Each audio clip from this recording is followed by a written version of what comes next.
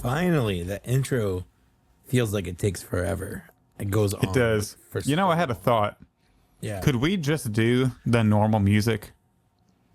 No, Why not? because it'll get flagged. Will it silence it, or will it silence the It music? will either silence it or it will they'll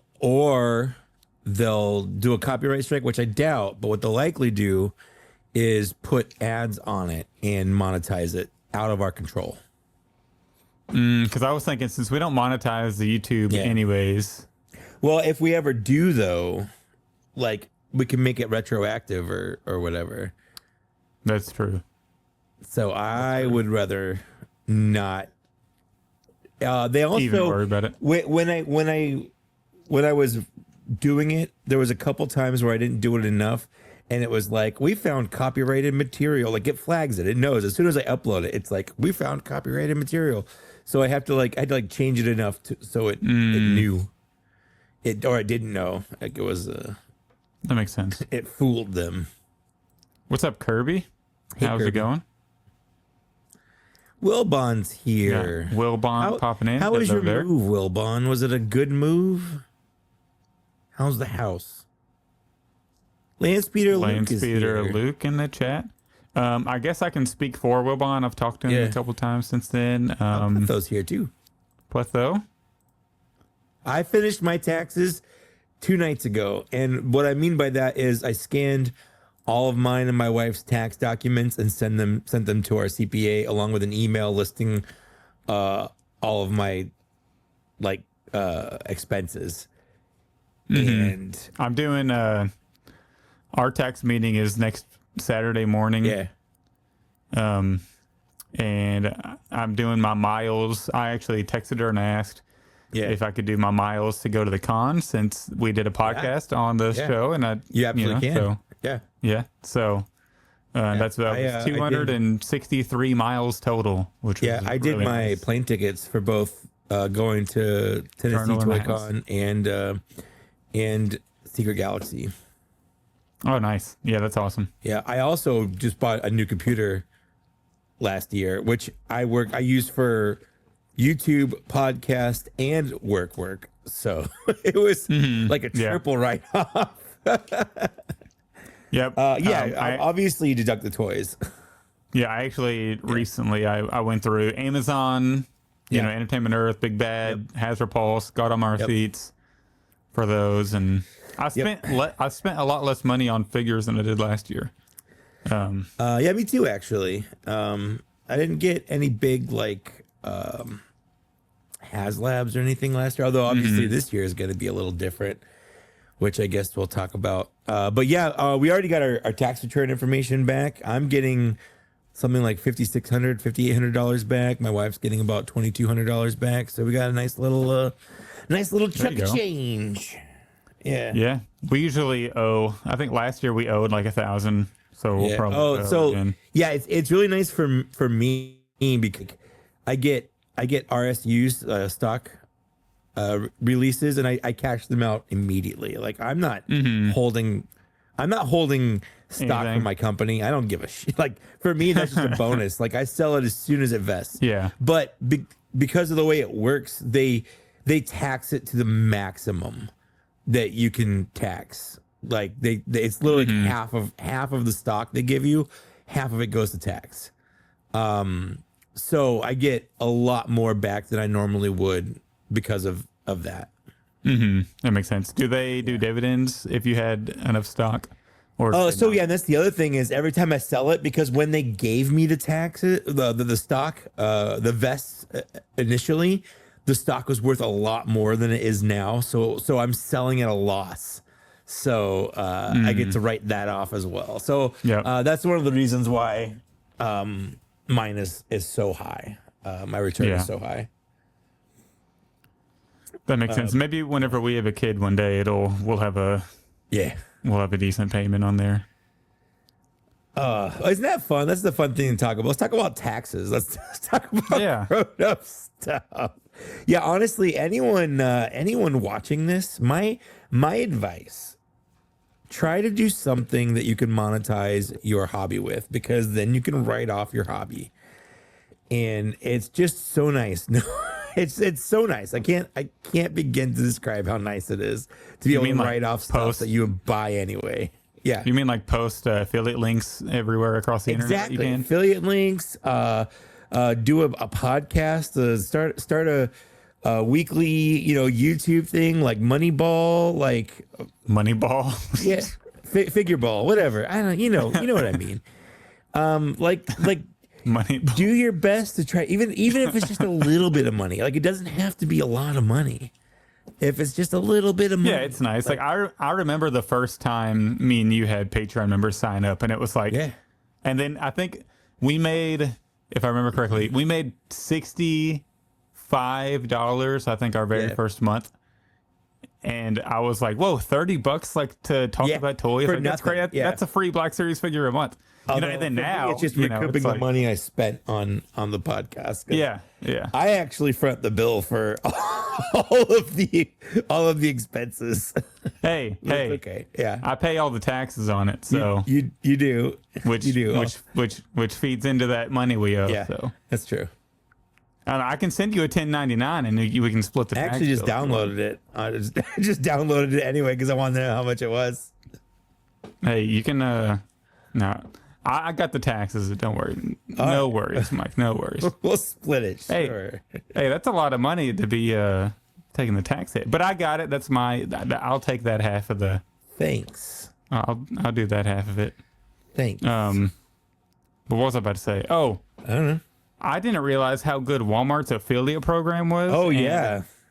I didn't know that. I totally forgot that I posted affiliate links for the Commander Cody.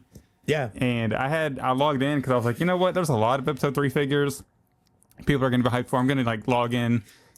Yeah, because I thought I set up something for Walmart affiliate, but I couldn't really remember. But I didn't do my tax document, so I never got a payout to reaffirm that I did it. But I logged in and I had over $200 just sitting in my affiliate account for Walmart. I didn't even know Walmart did affiliate accounts, honestly. Yeah, so I totally blanked that out of my mind, and it was just like, this is insane. I've been thinking about buying a PlayStation Portal. This is like a free PlayStation Portal. Boom, that's a free PlayStation Portal. So that's great. So then I was like, you know what? I'm posting these everywhere. I posted on Toys Reddit, Action Figures today. Reddit, Marvel Legends Reddit, Black Series Reddit, just all these subreddits I could find. And good day to be a Walmart affiliate. I know, and they pay at a higher rate than Amazon does. Pretty which is sure crazy. I used your link because, like, why not? Why wouldn't I? Hey, Why I wouldn't use your appreciate it. link? Yeah. I appreciate it. Oh man. So yeah, everything good with you guys? Anything crazy going on? Like, Just working, man. just working, man. I'm a working man. Excited about this podcast because we don't have a lot Yeah. to So talk about. so here's but my other thought, because we were talking about this before we went live. Obviously next week we're gonna have a one-off recording. This is, obviously for the Patreon people here. We're having Trevor Williams on next week, who is 1/6 shooter, who does a lot of action figure photography. Specifically, he's employed by Four Horsemen Studios to do their product photography, which obviously I want to talk about the dragon. So we'll probably talk about it more there, not so much tonight, but he's also doing a panel at Star Wars Celebration on action figure photography. So I wanted to, obviously we wanted to have him on just talk like action figure photography in general, like how he got into it, or some fun, quick, easy tips to like spruce up your stuff, things like that. Obviously we'll talk about Mythic Legions and stuff, because that's the thing I care about the most right now. But we're going to have him on as a one-off next week because he couldn't do this week and he can't do the week after. So we're going to just record an episode. So what I thought was, what if we delayed tonight from being, I just dropped what I was holding. What if we delayed what we're going to do tonight and not release it this weekend and just release it next weekend, and I can add him into this episode. So you want to add him into this podcast? Yeah, because I don't know. My thought is, what if something happens for the next episode, and that one's already slammed, and then we have this Trevor Williams, interview on top of that. Hang on, I can't think about it without looking at the calendar. Sure. This is good. So he's planning. coming on. He's coming on the 20th. 20th. So we're just. I figured we just do like a one-off, like none of the other trappings of a normal episode. We just have him on, do an interview, and then call it a day. Yeah. Yeah. But do you think we should? I was thinking we attach it to the episode we do the 27th. I know, but my problem, my worry is that something crazy happens, or we have a good discussion and it goes too long, and then we're adding that in. Whereas I know this episode we have like nothing is really happening. That's true. I just hate to delay it though. Yeah, I just also feel like, who's it delayed for? It's delayed for the listeners. Like the people here, they're still watching it. But I just feel like with nothing is going to happen because we have Celebration coming up in a month. Yeah. So I feel like we'll be good either way. Have any big news or anything? And if we do have big news, we can skip we can do it in the first half of the show, then we can attach his, because his will only be an hour, right? So yeah, probably. So see, Wilbon's there. He's like, I don't care. I get to watch now. So that's how I see it. But if you want to do it, that's fine too. Like I was personally just a thought I had. Yeah. I personally think we should still do the next one. Okay. Well, then we'll record it and we'll put it on the next one. It's not a big deal. Not a big deal. It was just a thought I had while the intro was going, and then the intro went on for so long. Hey, it's good to brainstorm. Exactly. But and when's a better time to brainstorm than our Patreon intro? Yeah. I just don't see a ton of, even if we get a reveal or two, we can talk about that and our fine editions in plenty of time before we do, because we could speed up the intro, the, listener emails, or we could just not do listener emails that next time. I imagine after all the emails we got today, maybe people we got a lot of email emails. People answered the call when we asked for emails. That's for sure. They absolutely did, and some of them are books. So it's going to be interesting. I can't even read books. Is there an audiobook version? Yeah, Wilbon, the one you sent, I'm going to need you to actually record that and then just send that in instead. Speaking of audiobooks, you know what I'm really enjoying right now? The Maggie newer Marjorie's Money Problems. No, God, no. God, no. No, I'm listening to the new canon Thrawn book that Timothy Zahn wrote, and it's all from Thrawn's perspective on how like he joined the Empire and is moving up the ranks. So like there's no like rebels or anything. It's all Empire based, and you know what? Like it's actually a really good book. If It's a good side. if anyone wants a good Star Wars book and you like kind of leaning towards like politics and like Imperial stuff, like that's a good one. I really do like that book a lot, and it's way better than the Thrawn here is way better than the Thrawn from his original trilogy. I'm just gonna say that. All right, Mike, if this happens, then Yeah, you can laugh in my face. And I will. we honestly, if this happens, If we'll this do happens, an emergency I get a podcast whole- that day. I'll get a. I'll come on by myself and do a bonus podcast. I don't care. I'll bring Wilbon on with me if you can't make it. Figure We're ball doing light. something. Yeah. I'm doing Emergency. something that day if that like it can be at Sunday at 4 a.m. I'm recording if this Yeah. happens. Well, so we're tempting fate right now. We are. Okay. Well, let's go ahead. Let's get started. Listen, if that happens, of course I'll be available to record. But we can also yeah. get Wilbon on because I like Wilbon as a person. Next time we get Wilbon on, we got to get Fig Fury on also. Unk? Unless we bring Unk on separately, which we probably, wouldn't be a bad thing to do. We could- But since there's 4 figure ballers, makes sense to. Get them all We on. just did 2. Yeah. Well, we've had Wilbon on before. It's not like Yeah, Wilbon's never exactly. been Yeah. on. Yeah. And he'll There's also. no way. Hold on. There's no way in hell I'm allowing all of them on at the same time. Like No, we can't. two max. We can't do more than 2 guests anymore. Two max. I remember listening to the audio of the Show Squad episode, and it's like there's just so much going on. There's too many that- voices. Yeah. Yeah, for sure.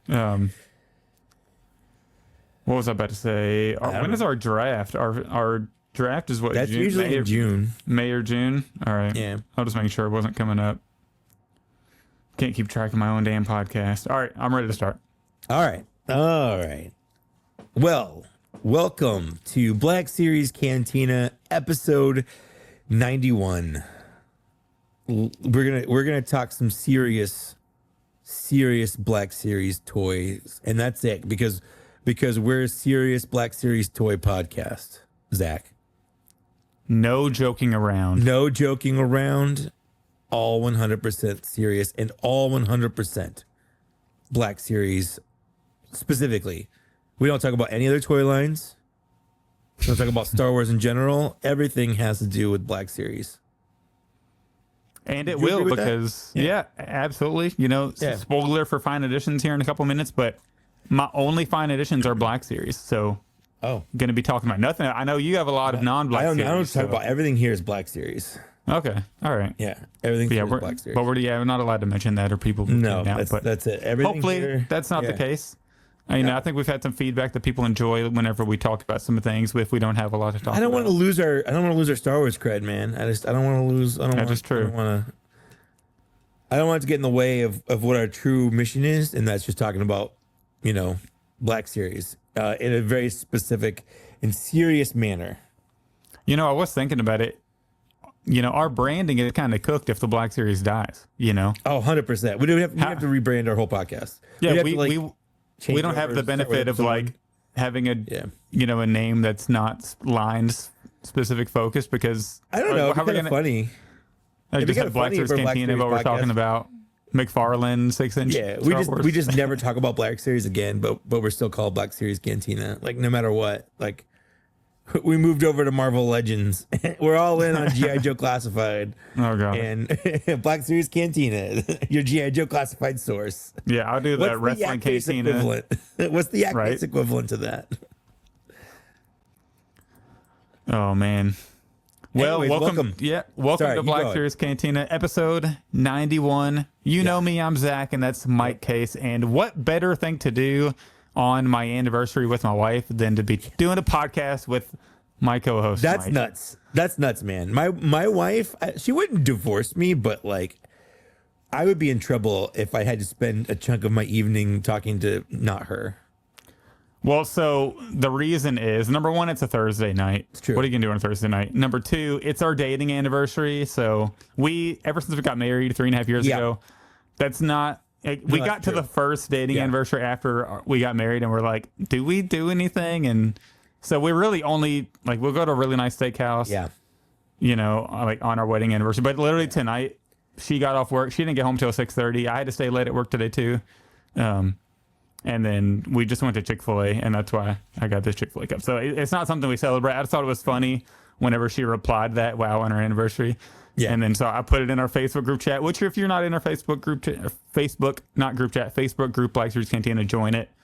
But I did put a funny picture up in there. So no, that's true though. It's once you get married, your dating anniversary just like I'm not saying it doesn't matter, but like it matters a lot less. Like a whole lot less. It's more of like you just kind of reflect on all the years that went by. Like it's literally crazy that how much time has passed. Well, for me, it kind of works out because my wife and I started dating I asked her to be my girlfriend at a Halloween party, which was I don't know if it was October 31st or November 1st when I actually got the courage up to like ask her to be my girlfriend, but it was one of those. So we celebrate it kind of that night every year. So it's like a Halloween thing. But we got married on November 10th. So it's like 10 days later we have like a real anniversary. So it like you're not gonna it's like the same. Oh my God, Siri. It's doing it again. It's doing it again. What the heck? I think you're gonna need to unplug those, I might have stereos to, whenever we record. That happened before we recorded the Patreon intro, by the way. True. For the people like, why is she doing it? She never does this. What'd she play the first time? It was Candy something? It was Doja Cat, I think. I baited you to try to say something, so it was play again. Nope, I'm not saying it. Anyways, happy anniversary to Zach and his girlfriend. Since that's what you're celebrating today. Yeah, that's true. 13 years, which is crazy. 13 years. That's crazy. Yeah, Lily and I are at 11 for dating anniversary this year, so that's fun. How long have y'all been married? It'll be 6 years this year. 6 years, nice. We've been married 3.5, but I know that's the conversation that people come to the people podcast love it. No, listen this to. This is all directly related to Black Series figures. 100% serious podcast. But, what better to do on my anniversary than to talk about Black Series figures with all of you guys and my co-host, Mike Case here. Right. And coming off the day where we got to pre-order some more Episode 3 of Revenge of the Sith card backs. Oh, man. Mike, what did you pre-order today? I woke up at 6:30 in the morning. I had an alarm set up for 6:55. And, I naturally woke up at 6:30. And I'm like, I'm not going to go back to sleep. I'm too excited. So I stayed up and messed around on my phone in bed for 20 minutes until 7 o'clock hit. And then I pre-ordered 2 clone troopers, which hadn't even actually officially been revealed our last episode, I think. And then I did Kit Fisto, which was the other one that went live today. But then I also did the Spider-Man 77 because I'm a sucker for that Spider-Man 77 aesthetic. I love it. It's so cheesy. It's so terrible. I have the Toei Japanese Spider-Man figure, and I want this to go right next to it. I actually do still have that on my shelf. So I'm collecting weird one-off Spider-Mans. Apparently, I'm not doing Ghost Spider. I didn't even do the G.I. Joe Crystal Ball. And if you're not into G.I. Joe, back in the day, back when I was a small child, Crystal Ball was basically an action figure of this old guy with a lenticular shield that had a weird hologram on it because he was a hypnotist or whatever. And he was the G.I. Joe nobody liked. My grandma got him for my Christmas or my birthday or something because she just didn't know any better. She's like, here's a G.I. Joe for little Mikey or whatever. So the fact that I grew up, he wasn't my favorite, but my grandma gave him to me, so he's always a little special. But nobody liked Crystal Ball. But now Hasbro made this incredible looking Crystal Ball figure, and he's got a cool it's neon mask that looks like it's kind of ethereal and a sword and stuff, and his shield. The whole thing looks amazing.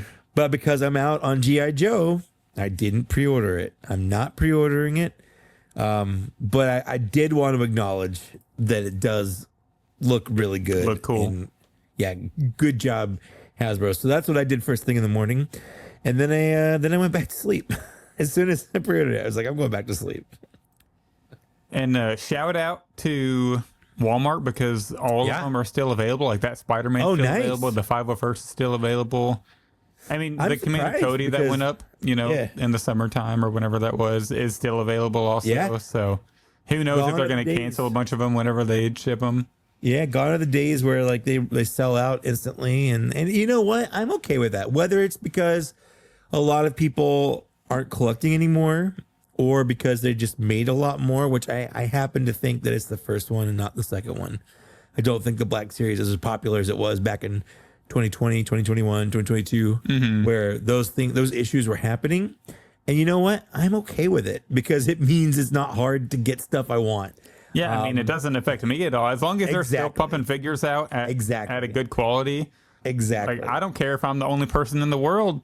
I mean, it'd be pretty lonely, and I would, I wouldn't really have anybody to talk with it about. But I don't care if I'm one of 20 people who buy, and as long as they're making them, Exactly. Of course, I want it to be successul, but I'm not responsible for Hasbro's pocketbook or anything. So no. Well, and I feel like a lot of it was, I don't want to say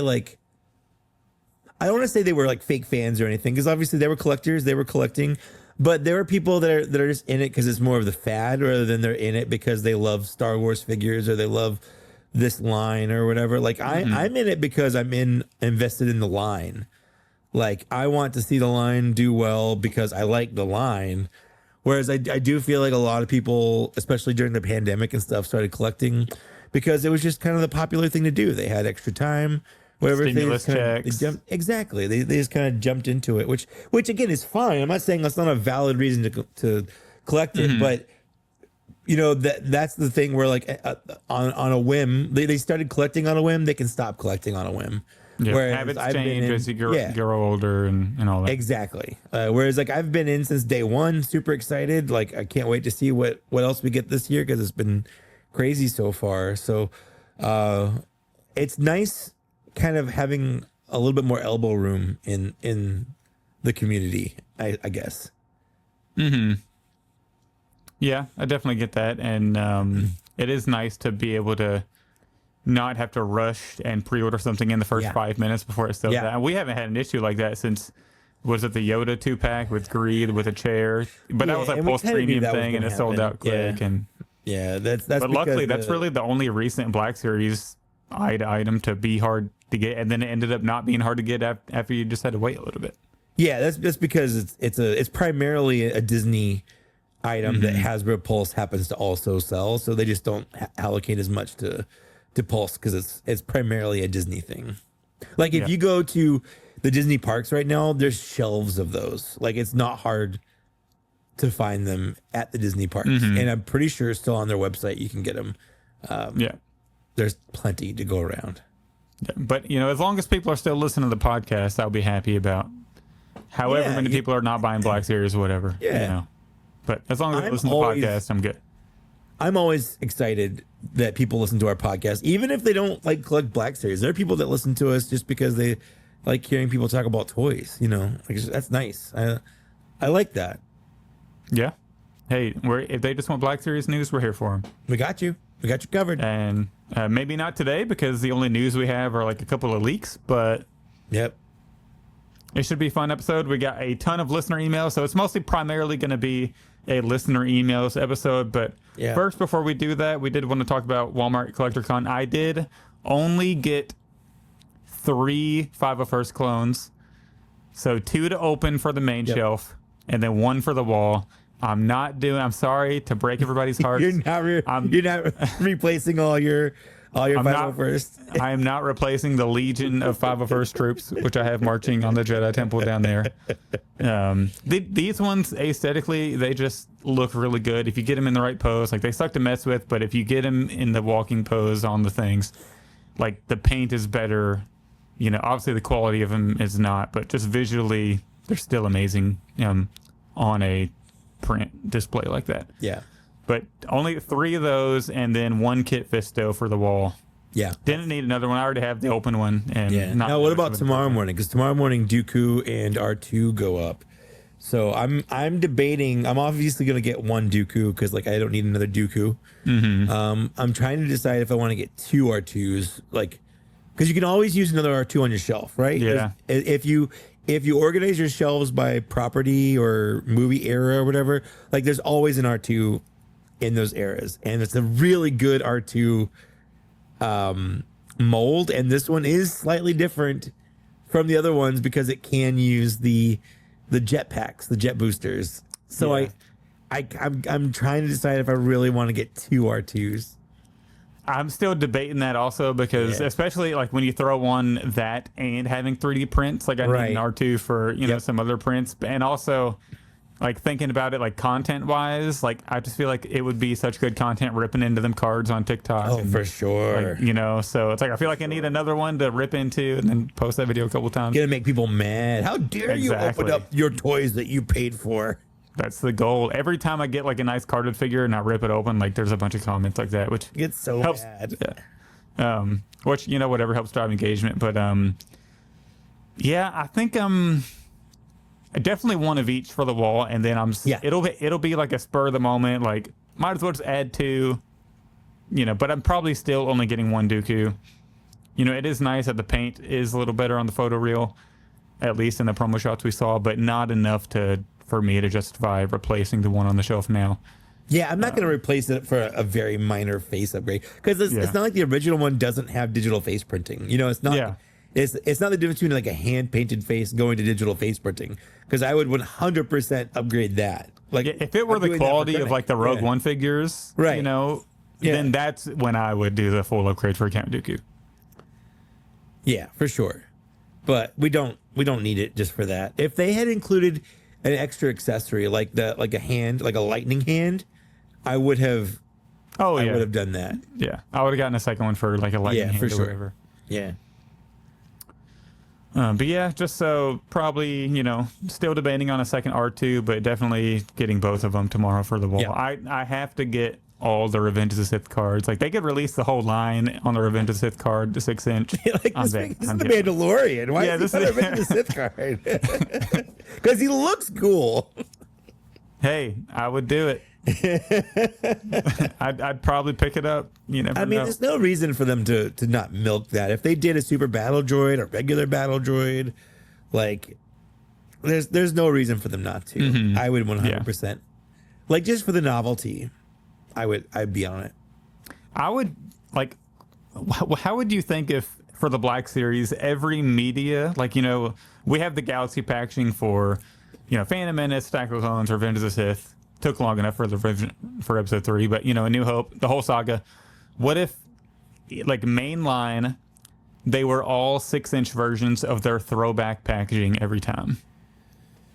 Would that get old after a while, or would it be better than the boxes? It would get overwhelming because I would feel the need to buy multiples on at least a lot of them. Mm-hmm. I didn't think about that. I was just thinking of how cool it would be. But it would feel like I would need to buy double and feel like I would probably buy stuff I wouldn't need. Which, hey, there's a sales pitch for Hasbro, you know. That's right. Get us where, you know. Well, we'll just have to get it to Star Action Toys, and then they can claim partial credit for it. Yeah, that's true. That is wild. That's wild that they're claiming credit. Oh, 1 year ago we told them this was a good credit. Give them a little credit. They're only claiming partial credit. Okay. Sure. Well, you know what though? We can also claim partial credit. So it goes both ways. You know what? I will claim partial credit because I've been begging for these for literally years. Yeah. Years before the podcast. I put it on Instagram, on the podcast. Too. Yeah. So I got more credit for this than Star Action Figures. Give me a break. Give me a break, Star Action Figures. I don't know what they do. I don't know how in they are. Maybe they didn't even know who Hasbro Pulse was. Too. They have lost all credibility. Hold on. Every ounce of credibility. They do. Do you think that's just a bit they do? We're like, because it's technically a different store to buy stuff from. So do you think they're like, who's that? Because like they're trying to pretend like they don't want to give like like them. They don't. Like, so they're playing dumb about it. Yeah, where they just don't want to. Like I can't feel like say I remember no Hasbro Pulse kind of thing. That I like that, but I'm not going to give him that much credit. I'm not going to give him the benefit of the doubt. It's fair. Go kick rock star action figures. That's fair. Well, are we starting beef with Star action figure? I don't know if I want to do that. I don't want to start beef with anybody. Like, it's just not worth it. It's not worth the beef. I don't like that. I just thought it was funny that they were doing that. But like, I don't have any hate towards them. They can claim whatever they want. That's fine. You know, maybe we should bring them on the show. Then they can tell us who exactly they talked to. you effing what, mate? Because they're from UK, right? Paragon Fuzz is going to get really offended. Oh yeah, he's gonna. You mental. Is this why Paragon Fuzz isn't a VIP member anymore? He knew this was going to happen? That's what it is. He knew it. He knew we're gonna start an international war between the UK and America because of Black Series. Again, as we said at the opening of this podcast, toys are serious business. Black Series, serious business. You're not allowed to have fun. Facts. When it comes to toys. You're only allowed to be serious about toys. Serious. That is facts. And speaking of serious, let's talk about some. I don't have the clip up. Hang on. Oh my God, this is so embarrassing for all of us. I'm a rookie. Let's talk about. Fine addition to my collection. I'll let you go first. Yeah, I only have 3 things, so I don't. Look, I am a rookie. This is really bad. What are you doing? So for the audio listeners, I am totally messing up on video right now. I didn't even know whatever you did was an option. Like you were half the screen, but like, and you're just not there's there. Nothing else. Yeah, these options are crazy. All right, so my first pickup. Let's go with the more disappointing one, Commander Bakara, which I got last week sometime. Oh, I don't have my light on either. Man, I am really a rookie. Oh, it focused. So this, I'm a rookie podcaster, man. This side of the visor is okay. This side is really drooped down, which it's not focusing right now. But you know, I was looking forward to Commander Bakara because he is an episode 3, film clone commander that does have a great design in the show or in the movie. But after getting it, it's just like, this is just another clone with a different helmet because I'm just I'm getting a little tired of like having the clones be so clean to the point where like they forgot to put his 2 dots on his helmet, or they probably didn't forget to. They just, didn't put that on the design. And like, he did not look like this in the movie. If this is Commander Bakara in the movie, he's supposed to be beat up, scratched up. And it's just a little disappointing, especially that like everybody's having a messed up visor on their Bakara, which is really unfortunate. And only one half of mine is bad, so I can kind of maybe tilt his head on the shelf to where I can't see it that much. But here's what maybe I can convince Commander Cook to cook it up for me at Tennessee Toy Con this year. Well, you can try just like heating it up, just like put it in boiling water and see if you can reshape it. Well, it's the paint. It's not the paint. Yeah, it's the paint. Yeah, I see. Yeah, it's like alternatively, obviously this is a batch issue. If in 6 months or whatever you order a new one, odds are it'll be fixed and you can just order it from a place that it's returnable and just return the bad one. Yeah, true. Like a Target or something. Well, no. Yeah, Target, yeah. Amazon, someplace like that. Yeah, that's true. Yeah, it's just like it just didn't hit like I was expecting it to, because I've been looking forward to a Bakara for so long in the Black Series. It's just another clean clone. And I know Mr. Coffee even had an issue where the paint dye was bleeding onto the clone. I've heard that as an issue. Yeah. Yeah. So you're saying Baby doesn't have Bakara? He does not. He does not.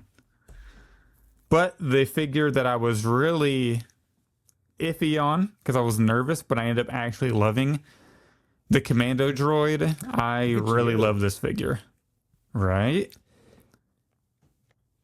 Absolutely in love with it. He's really easy to pose. Like his feet are nice and big. And obviously he has the thin legs, which, they have trouble with the droids. But I haven't had a problem with him falling over. And he's been on my desk for like a week. So really awesome to pose, really flexible. The paint scratches are pretty nice. Like he has got some silver weathering. You can get kind of catching the light there a little bit. But really impressed with the figure. Yeah, Wilbon's right. At least he can shoot Kiadi still. He doesn't need a perfect That helmet is for that. That is true. Bakara can still kill Kiadi Mundi on the shelf, which I'll give him that. Yeah. I will give him that. But also, just one disappointing thing about this figure is there's just no paint on the blade, which is a little unfortunate, but Sure. but yeah, I mean, he also did come with the blaster, but no It's reason weird. to talk I about that. didn't even think he needed the blade. Like, if they hadn't included the blade, I wouldn't have cared, honestly. See, I feel like we needed the blade. I like the blade, I didn't especially even while know- having it now, like because he Well, I used don't- it in the Battlefront 2 2017 game so much. I think they use it in Jedi Clone Survivor Wars, and stuff or- as well. Did they use it in Clone Wars? See, that's the thing is I don't remember. I don't remember them ever having blades in Clone Wars. But they do in like the video games. You're right, 100%. Yeah, and it's like such a big part of using them in the game, and they're really fun to play with in the game. So Maybe they could have done a gaming grades version and had that come with just the blade. But why am I saying that? Because I don't want them to do less accessories. So why? I don't know why I'm saying. Yeah. Why am I even? What am I arguing here, Mike? What are you arguing? Are you telling they should have not included accessories? That's stupid. That's literally the dumbest thing I've ever said on this podcast. So ignore everything I just said. But a fantastic figure. I like it a lot more than I was expecting to. Maybe my favorite droid. Honestly, I mean, my SBD is obviously number one, but after that, this is up there. That's Commander pretty high droid praise. is absolutely up there. Yeah, it's just so fun to pose, and I think me expecting it to fall over all the time, and then it actually having really good balance. It's been a really nice surprise. You should do a TikTok video on your top 10 droids.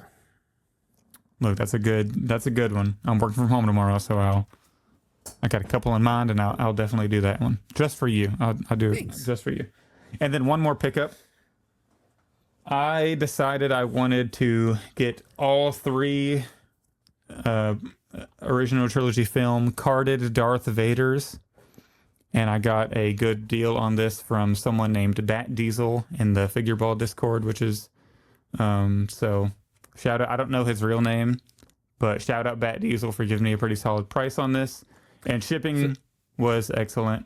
So you got that one. You have, I'm just looking behind you. You've got the Masters of Evil carded Vader. You have the Return of the Jedi carded Vader. Do you have the New Hope one as well? That's the only one I'm missing now. So I have the Return of the Jedi. Now I got ESB. I don't have a New Hope. So that's the only one. I wonder if you can find one of those big early bird special ones. Because I feel like that set is actually fairly cheap. Yeah. And if I don't find it online, it'll be something I look at. At that, I'm going to a toy con in Tennessee in May with all of our buddies. So something. I just typed it in on Amazon. They have it for $35 Oh yeah, I'll probably just with do the that early then. bird stand. And then I can use other figures on the early bird thing on a separate. Sure, because you have to open up the package to get it the Vader card, and it is carded in there. So Yeah. like you're fine. Yeah. That's how I got my original one. Yep. But yeah, that's all for Look my at that. fun Clone editions. Command might have an extra one. We'll take a look. Oh So, yeah, Look at that. the card has to be nice though. I had to make sure. They'll with that send it diesel back that- if it's not. Yeah, I will. I mean, they can have a little thing like in the corner. It's not like. Oh no, that's a worthless grade now. 10. Look at that little ding. Oh, I know, that's right? awful. Why'd you even show that to me? Horrible. That's all I can see. But it doesn't have to be perfect. But as long as there's no creases or anything. So DM me if anybody has an extra one. But yeah, that's all my fine editions. 3 Black Series figures. So I'll pass the Black Series fine edition baton over to you. Sure. So first, I'm going to start with my Black Series pickup of the week. This is Jedi Master Kelnaka. I did get this from Amazon, so I had it on order from Pulse, and everyone's like, Amazon's shipping them out. So I canceled that order and just ordered it from Amazon and literally got it a day later. So shout out to Jeff Bezos there giving us the good goods. I haven't opened them yet, but he looks good in package. Like he he feels solid in the package. So I'll get that open in a bit. I've been busy with other stuff recently. Next, I just went to Transformers Con, TF Con up in LA, up in Burbank last week, and I got really drunk and I karaoke'd songs and had a fun time. And I always like to buy one thing when I'm there, just blow a little bit of money, just to like, hey, I was here, I did a thing. And I was talking to the guys at this one booth that's the big store, like it's the Chosen Prime. They sponsor the convention, like they're the biggest booth there. They've got a big display there, and I've been using them for a long time. Where like I kind of know the people there, so I was chatting, and he gave me a good deal on a figure. Oh shit! I just knocked stuff on the ground. Anyway, he gave me a good deal. So this is the Star Wars The Black Series Fans Toys Ultra Magnus Transformer. So it is a Black Series figure. There's somebody out there is gonna believe you. I know. They're right? like they're gonna be googling it. Like, what is this? No, this is the it's actually its name is it's a third party Transformer. So it's not a knockoff, but it's not an officially licensed figure. It's a bootleg, I guess, but it's not even Fans Toys. It's they have like a sister company where they make some things under this, I guess, for like tax reasons or legal reasons. I don't know. But it's fantastic model, Marg. And the reason I wanted this is because if you know one thing about me from Transformers, I am a sucker for Optimus Prime. And I have a whole shelf behind me. And the original toy for Ultra Magnus here was just a white colored Optimus Prime that puts like armor on him, like he wears clothes to get bigger looking, but he's just a white Optimus Prime underneath with stuff on. But over the years that's changed where they figured out how to make him the big truck thing, but without also being an Optimus Prime. So this is the first company in a while that's done a really good brand new like white Optimus Prime with extra clothes on. So if you want to see pictures of it, you can go to my Instagram where he is a beast to transform. He's a lot, but he's also very heavy. He's a good, he's like 3 or 4 pounds. Like he's pretty heavy. He's a lot of die cast metal. He's got a lot of different little panels and stuff, but he's also does it light up? He doesn't light up. No, he doesn't light up. But those really, like the plastic or like that chest piece looks like it would light up. Oh, it's the like light, the windows. My light catching it. Yeah. Yeah. But I really, really, really, really like him. He's not perfect, but I got a decent deal on him, and everyone was cool. So, Unk says you're spitting right now. Oh yeah, I full remember wanting an OG Ultra Magnus. Yeah. Same. And I liked it at the time where they figured out how to make him like a unique character that's not just a white Optimus Prime. No. My cat's sniffing at it. I was wondering. I was like, is he having a tick right now? Is there something happening? No. My cat got curious, a little too curious to the stuff that fell off my desk, and she's a thief. She will take something and run, and I'll have to chase her around for it. So I had to nip that in the bud before it happened. So the rest is also Black Series, but it's more accurate to call it Mythic Legions because a brand new wave of things just hit, and I got a lot of it. So I'm gonna ask you: do you want me to start off with skeletons or good guys? Good guys. Good guys. Okay. So apparently, video watchers, I want to make sure if you all have video, because Fig is saying he only has audio for us, and are we like a black screen or something? So I don't know what's going on, but that's weird. You should have video. Yeah, maybe like leave and leave and come back or something. Okay. Let's start with good guys. First, I'm gonna start with the non Necronominous thing.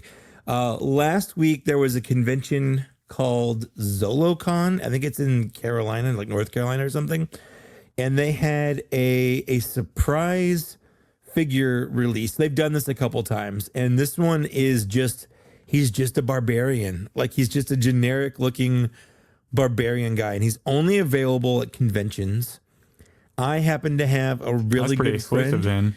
Yeah, he well, so it's going to be all year, and it's at any convention they go to. Just not the first convention they went to this year, which I went to. They didn't have this guy, so I'm a little mad. I'm a little mad at that.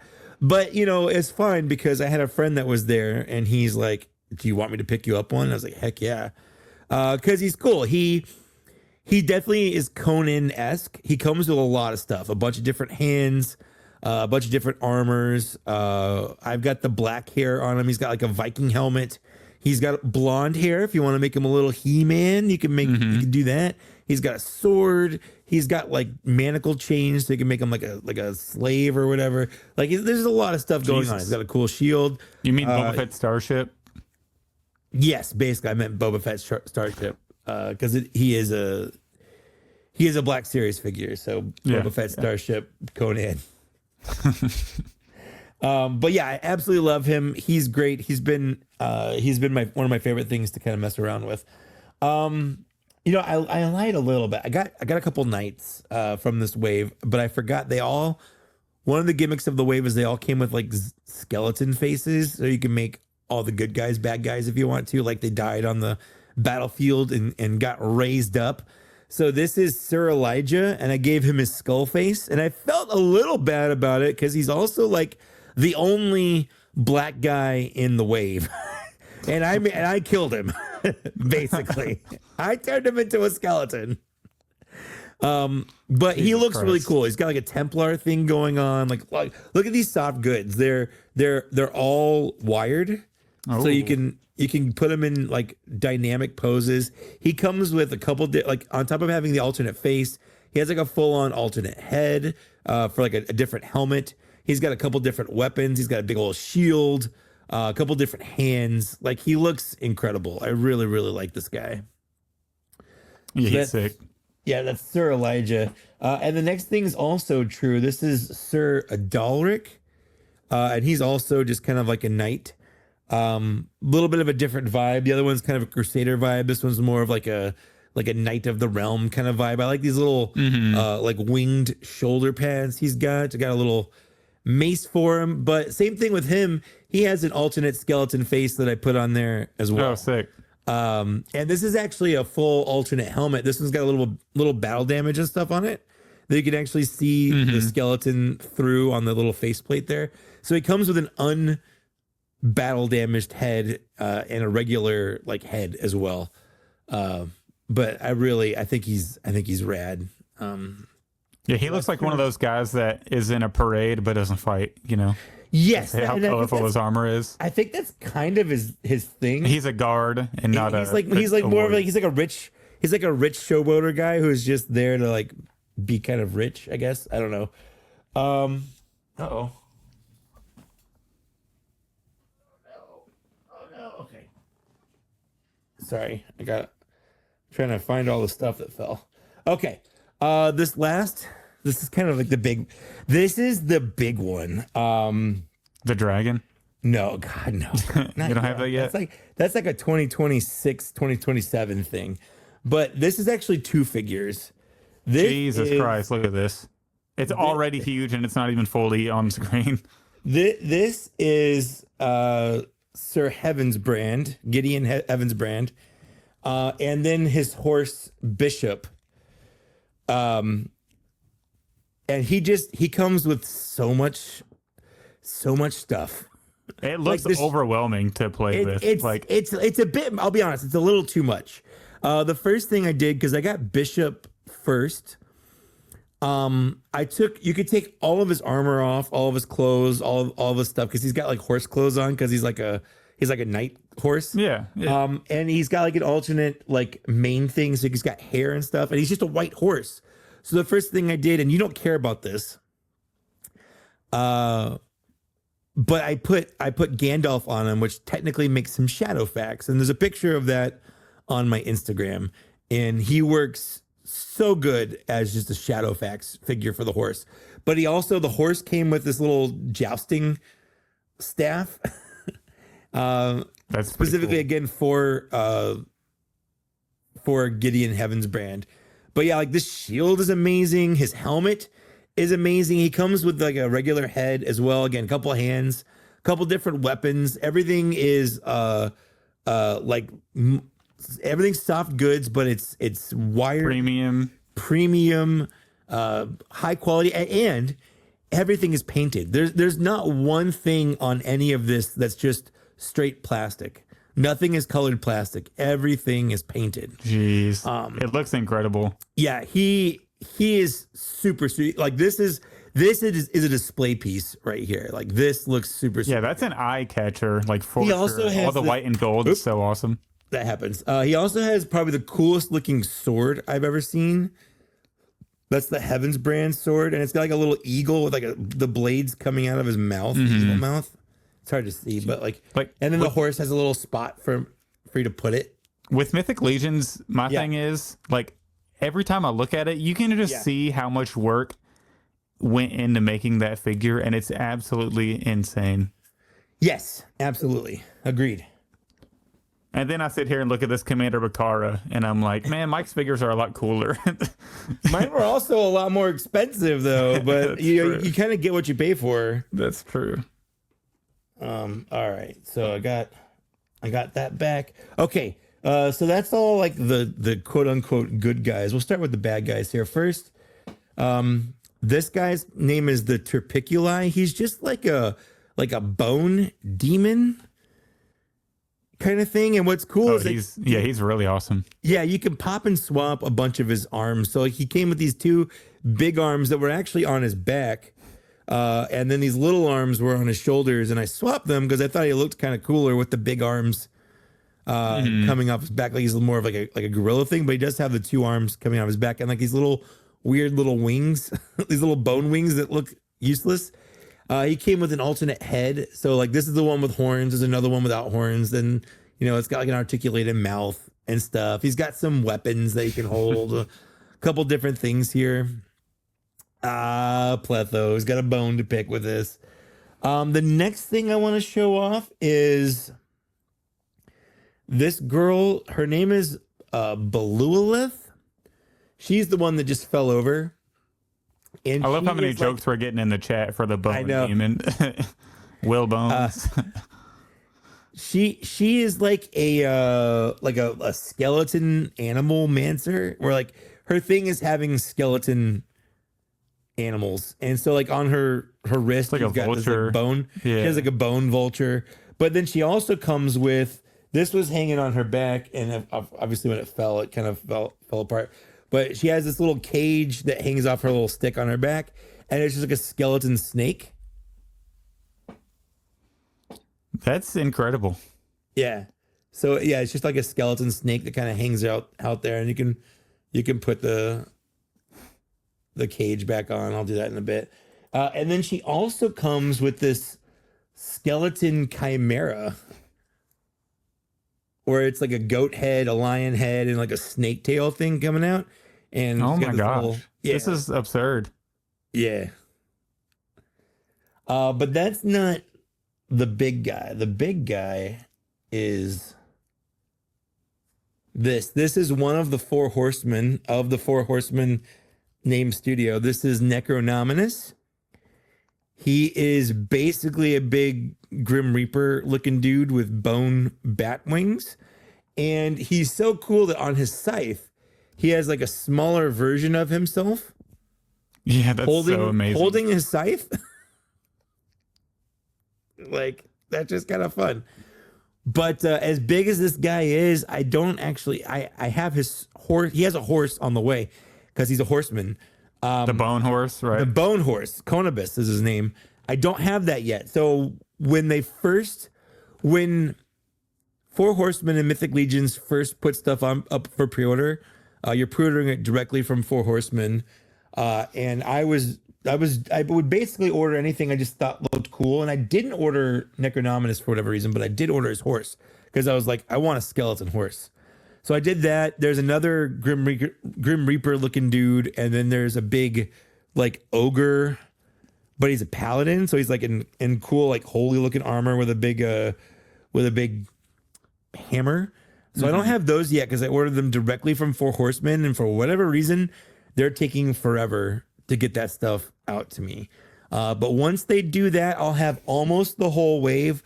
The only thing I don't have is there's like an army builder zombie / ghost, and he's got parts to either turn him into a zombie or a ghost.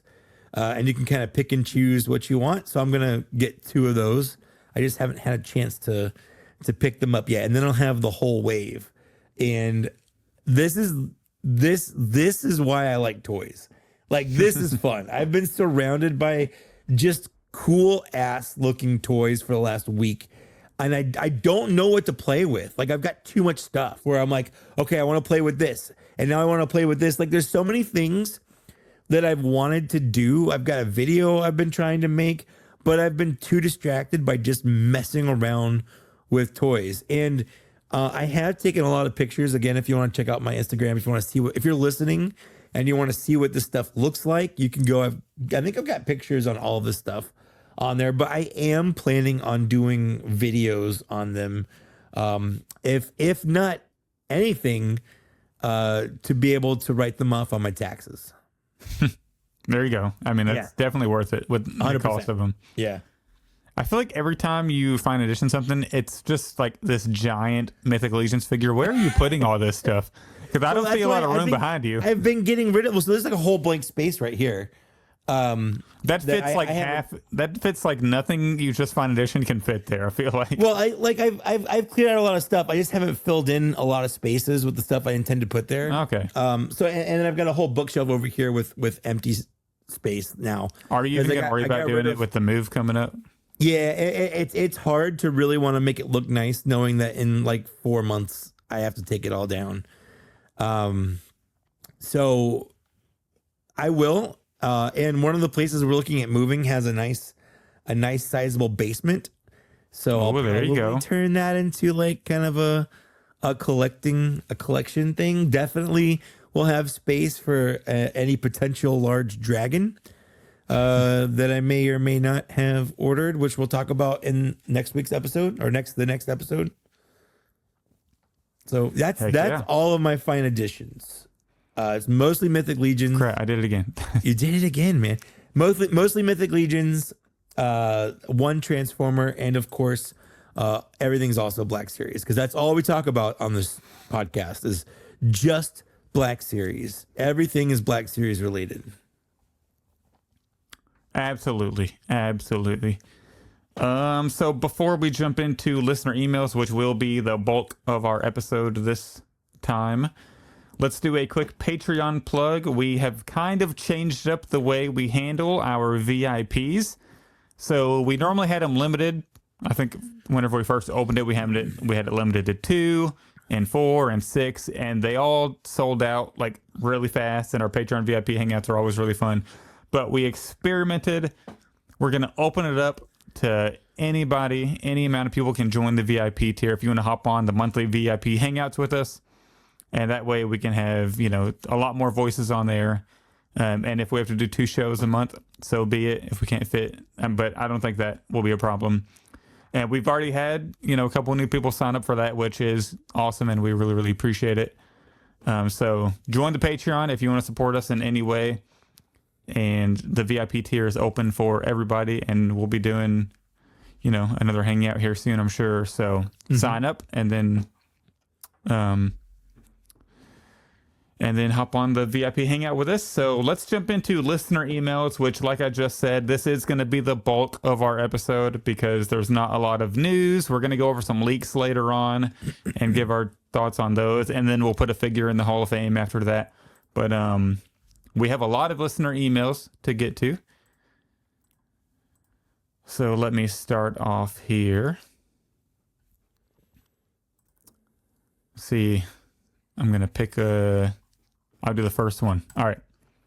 So we got another one from Joby1 Kenobi. He He said, "What's good, Black Series Cantina fam? Thanks for being so gracious and taking our email questions. It means a lot to me. Would Zach ever consider filming a skit video? Picture Zach playing the character Stanakin, who is writing a series of increasingly desperate Dear Hasbro letters pleading for a newly told Anakin Skywalker set in the style of Eminem's Stan," which is a great song. I really love that song. One of Eminem's best ones. Can you say, "I know a guy who could help with the lyrics, just saying.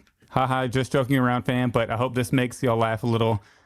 You two add a measure of light to the world, and I appreciate what you do. Much love, and may the force be with you." Thanks, Joby One. I think you should do it, Zach. I think you should do it. I think you should hit him up. You guys should make something 100%. You think so? Yeah. I feel like I already have something. Here. Oh, you want to spit a couple bars at us? Right?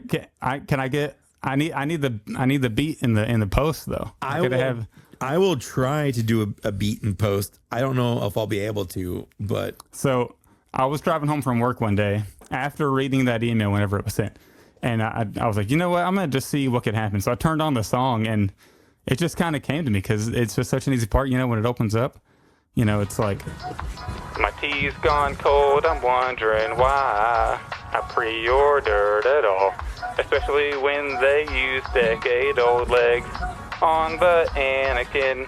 And I know they could make a lot of money on 100% new mold. It reminds me that they're fucking greedy. Hasbro's fucking greedy." Dear Hasbro, I tagged you, but you're still not replying. I put my Instagram, my TikTok, and my podcast at the bottom. I know notifications are weird. You must not have got them. All right, that's all I got right now, but I feel like that's pretty sick. wow, that's actually pretty good.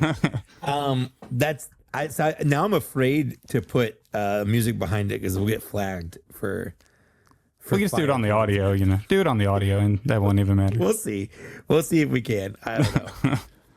And then you get to the end, you can be like, dear mister, I can't sculpt new legs on Anakin. This will be the last figure I ever buy off your ass," where he's like yelling at him. Need the full song? I don't know if I can do a full song. Maybe at Tennessee Toy Con, you can buzz out a full song. Get Joby One on there. Right? If you guys can hammer out a full song. Honestly, you could go. There's a good you start. can go viral. You can do it on TikTok. Yeah, do it on TikTok. I mean, if they reveal the new episode 3 Anakin and they still use the decade-old legs, maybe the full song will be released, you know. Just do a diss track. A Hasbro diss track. Hasbro diss track. "Dear Eric and Brandon, I'm writing, but you're not replying." All right, great email.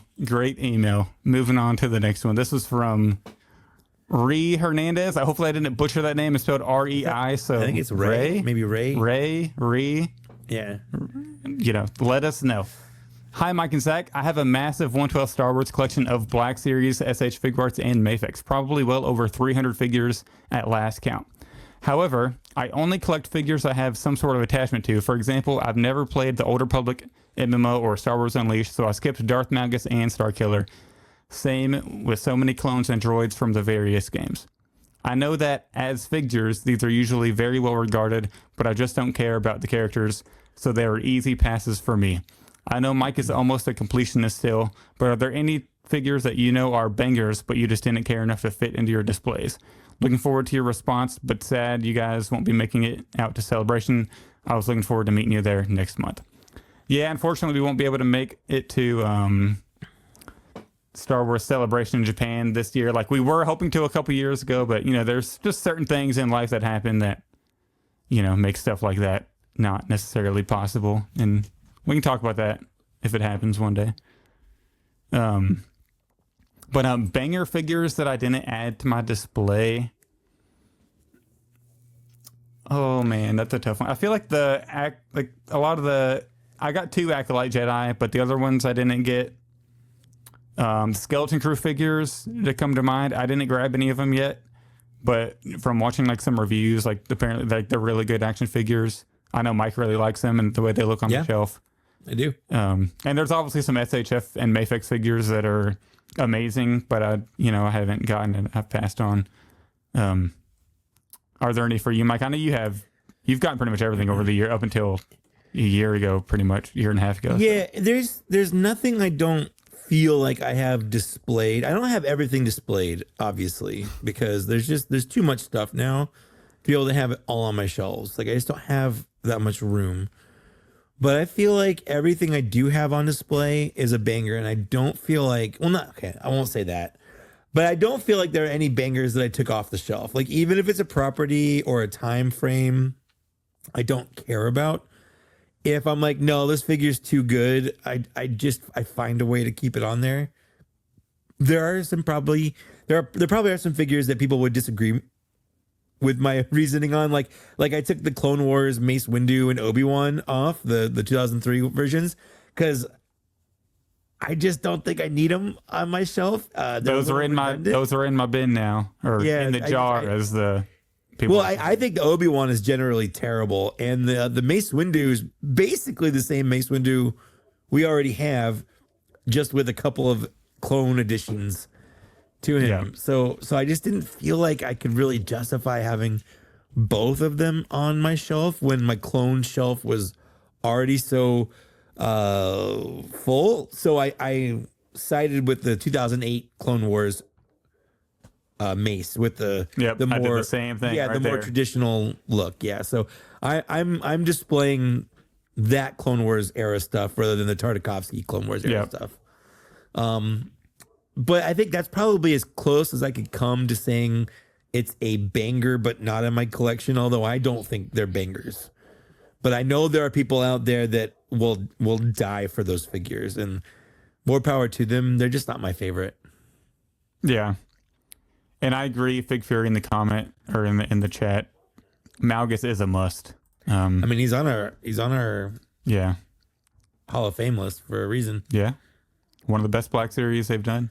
Even without the thigh swivel, like it would be great with it, but yeah, he's probably like one of the only ones that really is still really, really good without it.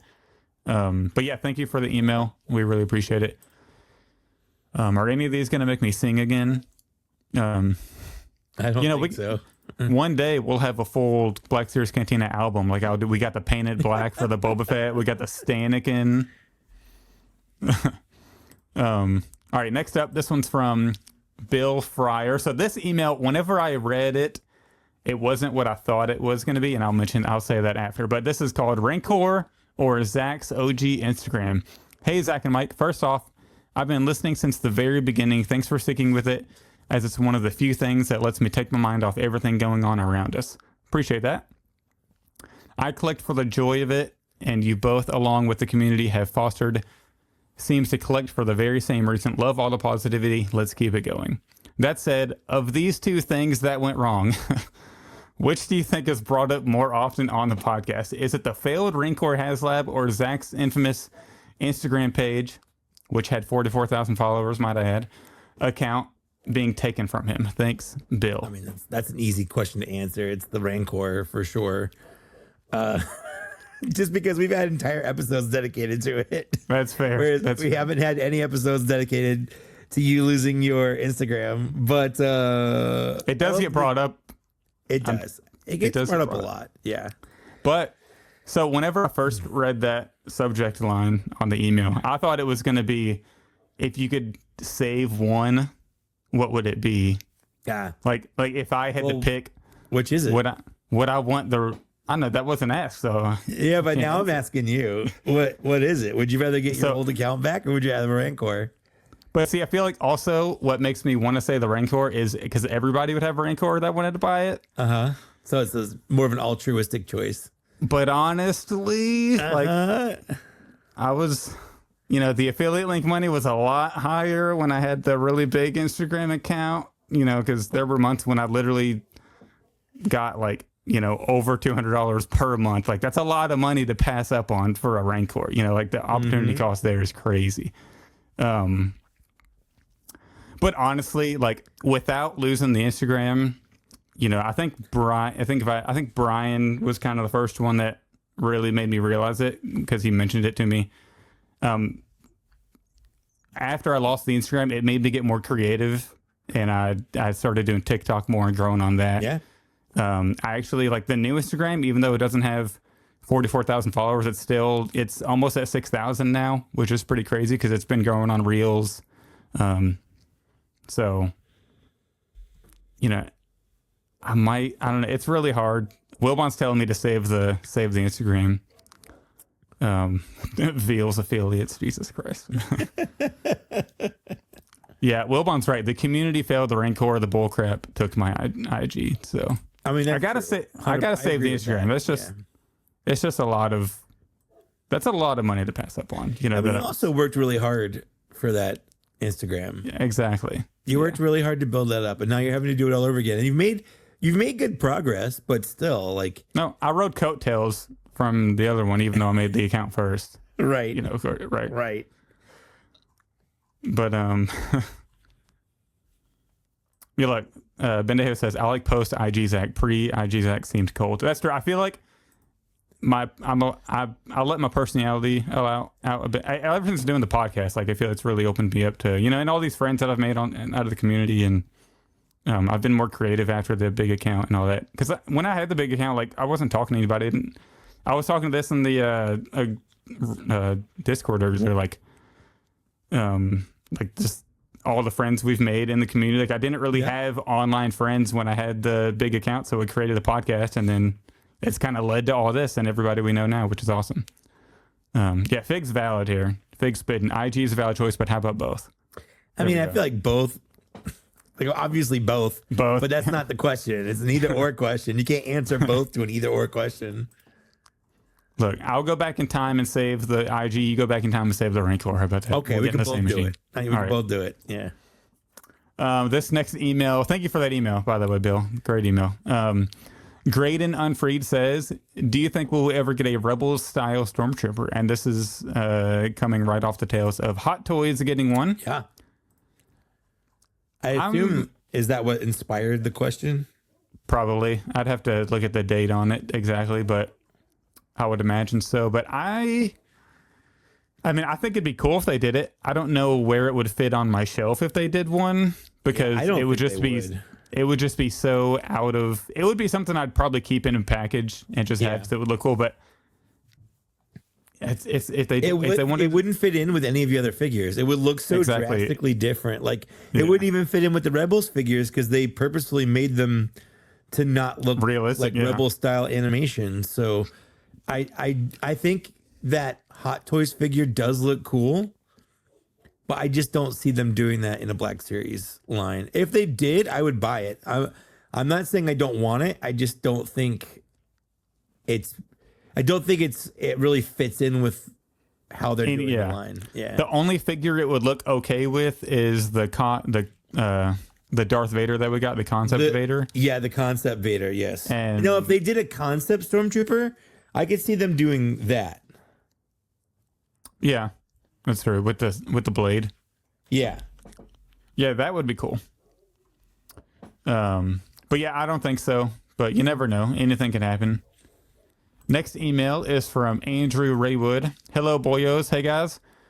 Hope you and your wallets were well. Y'all are continuously crushing the show, and especially the last few episodes were fantastic. We really appreciate that. Thank you very much. I have for you today a fun Black Series buying experience and a hot take. Last week, I was at a local collector shop and found the Toys R Us exclusive Han and Greedo Who Shot First 2-pack still sealed in the box. $45 seemed like a snag, as I never found the OG Greedo. Super fun to find this randomly and open up a classic pack. Greedo is awesome, and so are the Rhodians. I have several of the Green Kenner release. That's a really fun pack. I remember having that, and I kept it in the box for so long, that original pack. I never picked up that pack because I just didn't see the point since I was an out of the box collector. Like I had those figures already. Mm-hmm. Yep, I had them, and I still got it because I just thought it was really cool. Hot take. Disclaimer, I hold no hate towards these figures. This is more so in good fun. That being said, the newest annual release we got recently is meh. Anyone else feel like the proportions are off? Neck is too long, shoulders too low, face doesn't really look like Diego. The knees are too far down the leg, making the shins awkwardly short. And look at the left hand and tell me he didn't name that Leia cool jacket, though. Lack of thigh swivel has been making figures' legs weirdly proportionate lately, in my opinion. Also, if you take recommendations for the Hall of Fame, I'd nominate Hondo. Great character and a fantastic figure. Sculpt, detail, and paint, at least on mine, is awesome. Anyway, thank you guys and keep up the great work. So the Andor figure, I remember thinking that it looked a little weird in the photo, in the shot.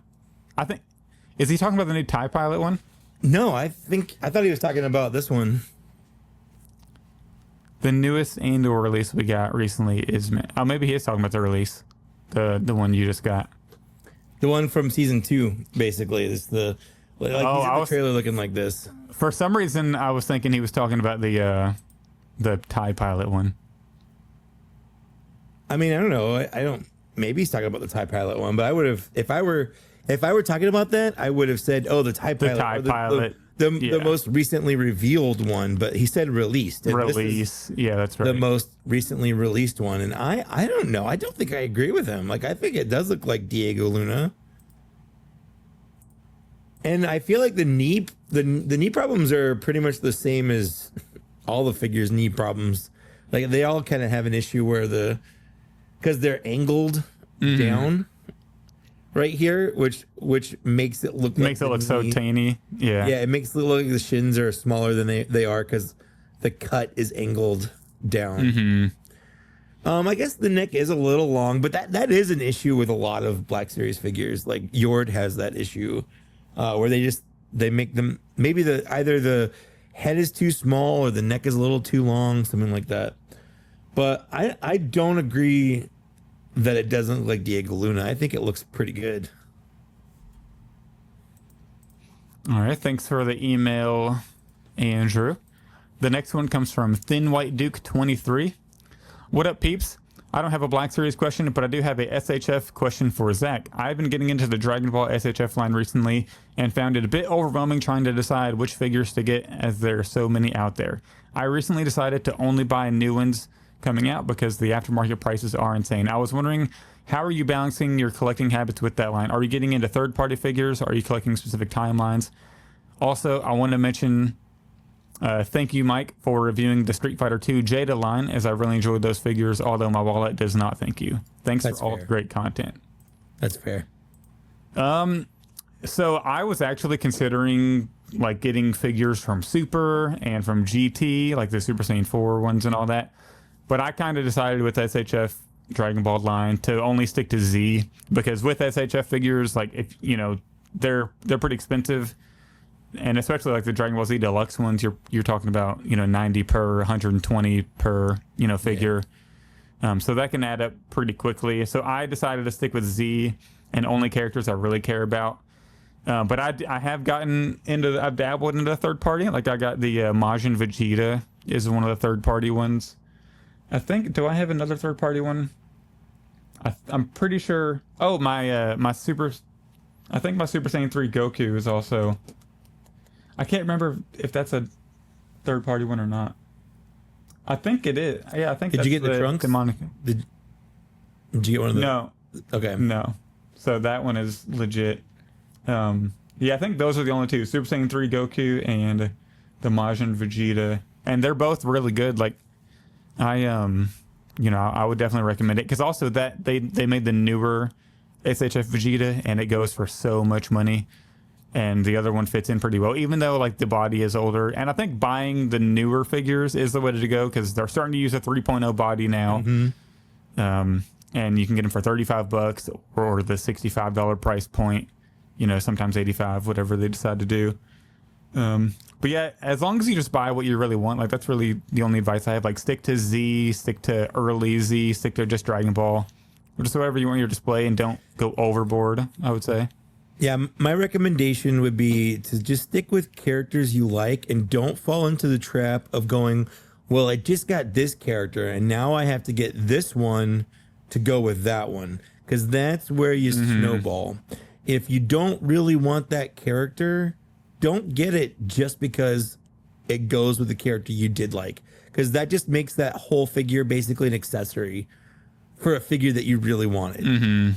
Like, don't, or if you do that, just keep a rein in on it, because that's how getting into other lines like Street Fighter, for me, like you have to just kind of like you have to ask yourself, like, how far into this do I want to get? Because before you know it, you can have the whole line, and now you've just got a whole new collection, and you have to make decisions over shelf space, wallet, budget. So pick the characters you like. Do you like Goku? Get like an ideal Goku. Do you want a Vegeta? Get an ideal Vegeta. I got the Piccolo from the Dragon Ball superhero movie, because I just like Piccolo. And to me, just because that is from that movie specifically, it still just looks like Piccolo. Yeah. And I didn't need, like, I have a Piccolo now. I like Piccolo. He's my favorite Dragon Ball Z character. You know, just pick the characters you like. Don't buy the ones that you want, even if you feel like you have to. Yeah, and that's kind of the problem I had. Like, I bought the first form cell, and the figure kind of sucks.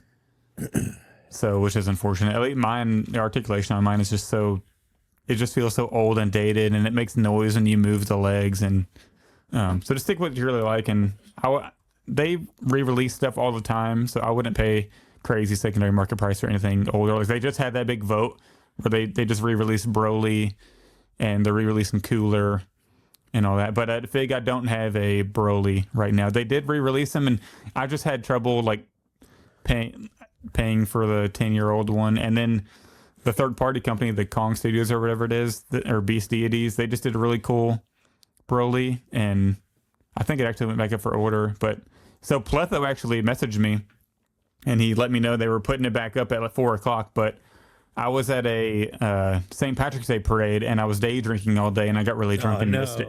So, so I missed out on that Broly, but honestly wasn't 100% sure if I was in on it, but I did end up forgetting. Not even St. Patrick's Day. Well, yeah, for some reason here in Louisville, they had the parade like a whole week before, which is kind of weird, but it was still a good time. All right. Spent $12 on a giant hot dog at a food truck, which I definitely shouldn't have done because that was way too expensive. I wanted to pop into like the Raisin Canes or whatever that was there, but other people did not want to. All right, weird side trail there, but thank you for the question, Thin White Duke. We're going to jump to this next one from Glowing Ghost. Greetings. Your pod gets me through my laboriously long jogs every weekend, so you could say your pod literally saves my life with all that cardio, so pat yourselves on the back. Hey, our pleasure to keep you healthy every other weekend. Like, we're basically doctors now, Mike. I'm basically jogging because he's listening to me while he's jogging, so I don't have to jog now. Thank you. Yeah, we're on the trip with him, so we don't have to do anything. Yeah, that's perfect. Where did I leave off at? My question is, you are in charge of making 2 Star Wars kids toys, something fun and imaginative made for the 5 to 12 age group. Is it a Dagobah slime playset? Some kind of Build a Mando minifigure line? What thing would you create to charge the passion of the next generation of Star Wars toy fans? Thank you for all you do. May the Force be with you. Sincerely, the Glowing Ghost. Okay, so this sounds like someone on the Hasbro design team is just looking for answers, and they're asking us emails for what our ideas are. Yep, the suit just said, think of a new toy line, age 5 to 12. What can we come up with? Let's see. I think mine would be sort of a vehicle-based, maybe a 3.75-inch line that focuses on vehicles and maybe has a couple of accessories. Minimal articulation on the figures, sold at an inexpensive and accessible price point. Wait, you don't think they should do a 3.75-inch line that gets more paint and accessories than Black Series, and they get vehicles? And no, I think that they should focus on making them less expensive and more accessible for the people that don't want to buy the collector line, which is objectively the Black Series 6-inch line. I feel like if I were in charge of one, and maybe it's a bad idea, but I would almost do, like, you get 3 figures, 5 POA, 8 POA, like whatever you want to do, whatever's cheap. some crazy accessories, and then maybe put like a base, like do like a Bespin Cloud City duel between, put a Vader in there, a Luke, but like a cheap base, like a cheap plastic base, but you kind of get like because whenever I was a kid, I liked having stuff to put my figures on. Like I had like it was just a big like play sets. Yeah, like a play set. But I had this big pirate ship that, even though my Star Wars toys didn't belong on a pirate ship, that was just the ship I put them on because I would just want something there, and I had that big, that castle that everybody had that opened up and you hit the button and the ball shoots out. The Imagine Next one or whatever. Yeah, I've seen it like a couple times online. I can't remember the name of it though, but it had all the little ports where you hit a button and like the fence pulls up and all that. There was like a big gate, the red and gray one. A lot of kids had that, but stuff like that, like I would do just like a Bespin display, or do like a Grogu and you get a Mando and you get some type of, little display that comes with it. Maybe something like that. Maybe crazy accessory or two with a couple, like 2 or 3 figures packed in, $29.99, like a good gift price range maybe. I don't know how possible that is, but I think that'd be neat. Sure. Yeah, that's about all I got. I can't think of anything better than that right now. Thank you for that question. Next one is Lane Hickerson. He says, "Hey y'all, if you were allowed to give already 5 previously made figures completely new sculpt molds, what figures would you pick?" All right, so 5 previously made figures, completely 5 new sculpt. different Anakin Skywalkers. You're spitting right now, Mike. You stole my answer. Shirtless Anakin Skywalker with the tattoos on him from the Tartakovsky Clone Wars. I want an Anakin Skywalker from Episode 2 with a robot skeleton hand. Yeah, I want the marriage scene Anakin. Yeah. Wedded Anakin. I want him in a poncho when he's with Padme's luggage that he's carrying. Yep. You can't forget the Darth Vader version, You need Darth Vader. That. Yeah. All right, so 5 figures we already have that need new sculpts. Yeah. You want to each do 5, or you just want to go one back and forth? And oh man, I feel like since I did not read a lot of these today, so I feel like let's just come up with 5. I think number 1, we should do like an ultimate Darth Vader with like all new legs, wired cape, everything from the ground up, brand new. I'd be down for that. I just don't think we'd get the wired cape. Listen, it's my line. You're probably not wrong, though. I'm not gonna pick Anakin or Obi-Wan because we know they're on the way. Yeah, that is kind of that's part of the issues I have. Like, I don't know. I want to say Jango Fett, but I know we're getting a new Jango Fett. Yeah, the leak happened. Yeah. I'll go Kylo Ren to start. Sure, that's a good one. I'll go Kylo Ren. Honestly, a lot of my answers legitimately would be pretty much anything from that 2016, 2017 line, because they were pretty bad. So like a Kylo Ren would be good. Like a Rey would be good. Mm-hmm. You know what? Fake Theory, Unk's right. And Wilbon, Bespin Luke. I'm changing my answer to that. We need an all-new Bespin Luke. That's a good one. So that's 3. Yeah. I'm going to go, this is kind of out of left field. I'm going to go Stormtrooper. Another new Stormtrooper? We have a 3.0 clone that's really good, except for the chin and the inconsistent paint applications. Yeah. On like the dashes on the chest and all that. But if they did a brand new Stormtrooper that looks more accurate to A New Hope than Rogue One, like a more original trilogy helmet, it would suck because I have a lot of the current ones, the 2.0s, but I think a new Stormtrooper would be great at a $24.99 price point. I definitely think we need new Stormtroopers with holsters for sure. With the holsters, yeah, exactly. With the holster. People in the chat are saying Empire Strikes Back Boba. Definitely. Definitely need a brand new Empire Strikes Back Boba. That old 2013 mold is not cutting it in 2020. The only reason I didn't want to put Boba in like the two I picked right now are because the Return of the Jedi one's so good. Yeah, but and I but feel there are like people that like the ESB look over the Return of the Jedi. Yeah, I get that. Like I wouldn't put the Return of the Jedi Boba in my Empire Strikes Back bounty hunter set. Yeah, I have it in my Jabba's palace. Exactly. Yeah, and that's where he belongs. The Jedi one. Yeah, that's where he belongs. Bosk. Bosk is a good one. A Snowtrooper is a good one. There's so many. There's just so many. It's hard to pick a top 5. I just wanted to pick one for the Stormtrooper that wasn't just the obvious choice. Like sure. But I'm trying to think of one that's also out of left field. Wilbon's also right. Boba Fett's Starship Leia is a good one. That's another one that just didn't age well at all.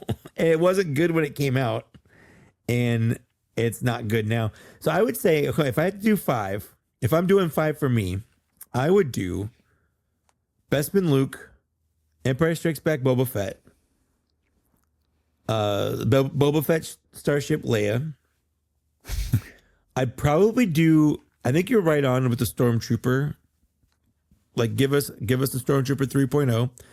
I might even go so far as to say First Order Stormtrooper. Oh, okay. There you go.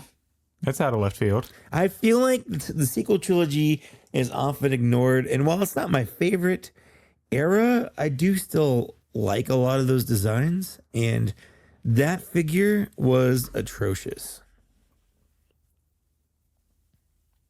That it was.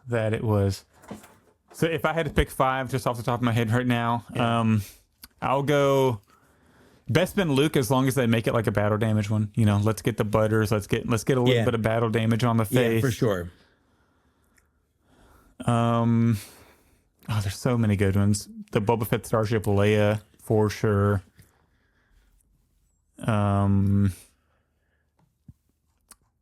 Stormtrooper, because I think like a nice original trilogy Stormtrooper would take the line to the next level. The problem is with that is you're right. Like I have so many. I know it would be a problem for sure. And I've already replaced all my 1.0 Stormtroopers. Like none of them are on the shelves anymore. And I just like, do I really want to do another? Oh man, yeah. New Kylo would have to be in there. What about like a new Jabba the Hutt too? I don't know. I think we're good on Jabba the Hutt. Honestly, I really do.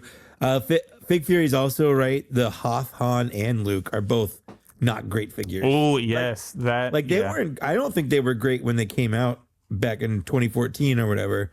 But I know they just got the digital face printing a couple years ago. But yeah, I don't know. Like that. They could be a lot better, for sure. Yeah, I would like it if they gave another crack at those. For sure. Sand Trooper would be good, but you just know the paint applications are not going to be good, unfortunately. Well, and if they committed to a Sand Trooper, I would want to replace all the different Pauldron versions that we got, like the white one, the black one, so I can replace all the ones. Like I'd want a new Dewback rider for my Dewback, so I can get that old ass Sand Trooper off the shelf. Yeah, the whole Rebels crew. Wibon makes a good point. Yeah. I mean, there's a lot. There's so many. There's just so every many Black Series figure we have on the shelf, just make 100% new. Counterpoint to Clone Command, just a Mud Trooper, not even a Han Solo. Get that Han Solo head out of here. Make it a generic helmet, like one solid piece or whatever. I would do it. I would love a Mud Trooper. I would love a Minbin Stormtrooper on the newer body. Oh, for sure. Yeah. Just because those knees are so bad They're so bad. The legs are terrible. Yeah. Colonel Angus also says Han and Luke Stormtrooper disguise. Yeah. Look, make a new Stormtrooper. And the thing throw a head on there. Let's do it. Yeah, that's like a no-brainer. It's weird they haven't done that yet, where they haven't given us a new Han or Luke is Stormtrooper disguise. Yep.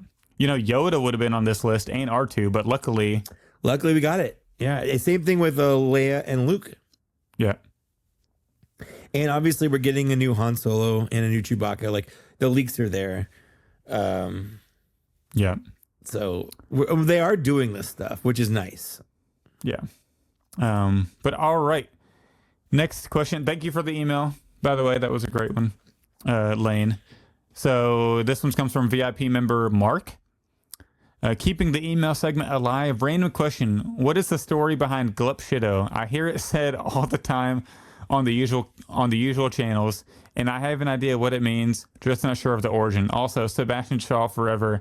I'll die on that hill. Zach, find God and embrace the OG Anakin, the Colonel. So that's Colonel Angus in chat. Yep, he's banned. Yeah. He's banned. Mark's banned. That's a one-way ticket to Banville. Yep, no more VIP hangout for Mark. He's done. The Glup Shido thing is funny. To my knowledge, it was a random like tweet that someone made where they're like, my favorite thing about Star Wars is, oh my God, Club Shido's done this. He's my favorite. Where it refers to like just this small like one scene character that's not in anything. When they put that character in something else that makes for fan service, basically, where it's like, oh my God, this person.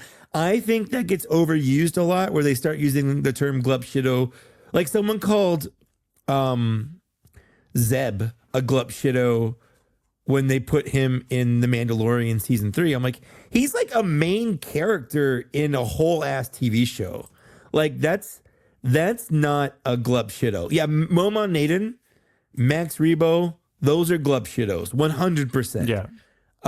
But it's not in my opinion, it's not to be used for like a main character in something. Yeah, it's just like background character. Yeah. Yeah. Like Justin from Out of the Basement is a Glup Shido in that show he did or something. Oh yeah. Right. Yeah, that's basically like where that comes from. Yeah. It's like when they put Dr. Evazan and Ponda Baba in Rogue One. Like that's a Glup Shido moment where it's like they're in one scene in Star Wars. Most people wouldn't give them a second thought about who they are, what they are, and they just put them in Rogue One to be like, look, here's guys, here's Glup Shido, and it's meant to be a weird Star Wars sounding name, but also have the word shit in it. Great email. Thank you, Mark. Good question there. I'm glad Mike had a great detailed answer for you. Next one comes from another VIP, Caleb Clone Command. Hi, guys. Here's my question for you. With the recent 2-pack of a Jedi and Clone or Commander, would you prefer more packs of a Jedi and Clone Commander, 2 named clones such as Waxer and Boyle, or Kix and Hardcase, 2 Jedi such as Tipley and Tiplar, or Luminar and Barriss, or 2 packs of other characters that aren't clones or Jedi? So we'll answer that one first because we do have a couple questions in this one email. I don't think they should do, well, if they do named clones, it shouldn't be with another army building clone. Like, I like this idea that Caleb says 2 named clones, because that way I can get each named clone and I don't have to buy a second one. Yeah.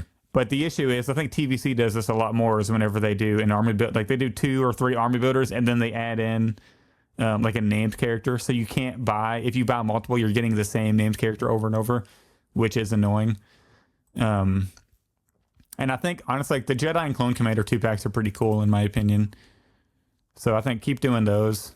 And I mean, if they want to do a Jedi 2-pack, like, for me, obviously, Mustafar Duel, Obi-Wan and Anakin, like I would be all over that in a heartbeat. Like that would be cool. But I think for that line they've been doing, the Clones of the Republic or the Heroes of the Republic, whatever it is, the Jedi and the Clone Commander, I think or the Clone is pretty awesome also. I think when they do those Clones of the Republic, it should be a Jedi and their commander. I don't like you said, I don't like tying an army builder behind a named figure. Like if it's made to be an army builder, you should be able to buy as many of it as you want without having to get doubles of someone that you don't like. There's no Mace Windu clone army out there. There's no Obi-Wan Kenobi clone army out there. Whereas with Yoda, we got Gree. He's a specific clone. Like he's Commander Gree. Could he just be any clone from that division? Sure. There's nothing super identifying about him that makes him specifically Commander Gree, but if you did want a whole battalion of that trooper, you'd have a bunch of also just an army of little Yodas. So I think that it should be, if they're doing 2-packs, it should either both be army builders or one-off purchases, like the Night Trooper set. Having Captain Enoch in there with a Night Trooper sucks because like you don't need a bunch of Captain Enochs.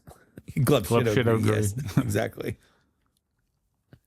Yeah, that's an excellent point, Mike, with the that Ahsoka 2-pack we got. Part 2 of Caleb's question says, second similar question of the following Jedi and Commander 2-pack example. Which would each of you like to see the most out of these? So, Mike, try to follow along with me here. I'm going to read them off. Commander Doom with Tipley or Tiplar. Commander Phil with Nadar Veb, which I couldn't tell you either of those characters what they look like. Captain Gray with Depa Balaba. Commander Jet with Ki-Adi Mundi. Phase 1 Gree with Luminara. Phase 1 Bly with Ayla. Commander Monk with Kit Fisto. Commander Pons with Mace Windu. Captain Locke with Eth Koth. Commander Neo with Stas Sali. Phase 1 Wolf with Plo Koon. I mean, I have them all listed right because I'm looking at the email as well. Oh, okay. So, well, earlier you said you didn't have it. I brought it up. So I like the Tiplar thing, but I don't know if I would do Commander Doom. I think I might. Was it Tup? Which is the one that tried to kill him in that episode of season 6 of Clone Wars? Yeah. I don't think it was Tup. I couldn't tell you. Caleb Maybe will have the answer. Yeah. Caleb will probably know. But I think it should be a 3-pack with Tup. I think it was Tup. It should be a 3-pack with him because like he tried to kill him. Although I think I get where you're going with Commander Doom. I think it would be a Tiplar 2-pack rather than a clone 2-pack. But of those, I really do like some of these pairings. I think getting a Depa Balaba with Captain Gray would be pretty cool. If I had to filter these, I'm instantly deleting any Jedi that we already have. Sure. So that leaves Tipley or Tiplar, Nadar Veb, Depa Balaba, and Eth Koth, Stas Ali, and then the other ones like Plo Koon, Kit Fisto, Mace Windu, Ayla, Ki-Adi. We know we're getting. I mean, some of these I do really want, like a Phase 1 Bly, Phase 1 Wolf. I wouldn't mind getting those, but you're right. It's more about the getting a Jedi that we don't have yet. Yeah, I'd probably go Depa Balaba because that was starting. It like opened up the Bad Batch with Captain Green. So yeah, that was a cool. Commander Doom's cool got a Depa Balaba, a 3-pack with a little Padawan Kanan. Now I'd be into that. Now that would be a 3-pack. If you got a Depa Balaba, Padawan Kanan, and a Captain Gray set, like that'd be really cool. Now, yeah, I'm totally in on that. All right, so question 3 from Caleb here. What is one random, not normally talked about character you want made the most? Ooh. Also, I hear is my second vote for Plo Koon in the Hall of Fame. Your friend Caleb, Clone Command. And he is in the chat right now with us because he is in the chat. A VIP member. I mean, he's basically character? question 3 is what glup shido do you want? Yeah. in the line. That's 100% what he's asking, which is convenient that we just explained what that was. Honestly, mine. Yeah. I'm kind of, I got this giant cantina that spans 2 shelves right here. Sure. So I'm going to need a wooher, honestly. Like I need a wooher so bad because I got this client body with the, what's the guy from Iron Man's head? What's his name? It's on the tip of my tongue. That character. Obadiah Stane? Yeah, that guy. When they want the guy that yells, Tony Stark built this in a cave. Yeah. With a box of scraps. Yeah, that guy. Obadiah. I got an Obadiah Stane head on a client body with the jacket vest piece removed. And it's fine right now, but a Wooher would be great. So that's going to be my pick right now. I think kind of going in a similar route, I'd want someone like a Garindin or a Lobot. Mm-hmm. Like the average, and it's tough to say. At least Lobot had some screen time more, That's true. That's true. But like, it's tough to say. What do you mean not normally talked about? Because there are people out there who have been wanting these random ass characters for a long time. But like, I would say the average collector, the average Star Wars fan or whatever, they don't think about these characters. They want what the next Luke is, the next Darth Vader. They want the big ones.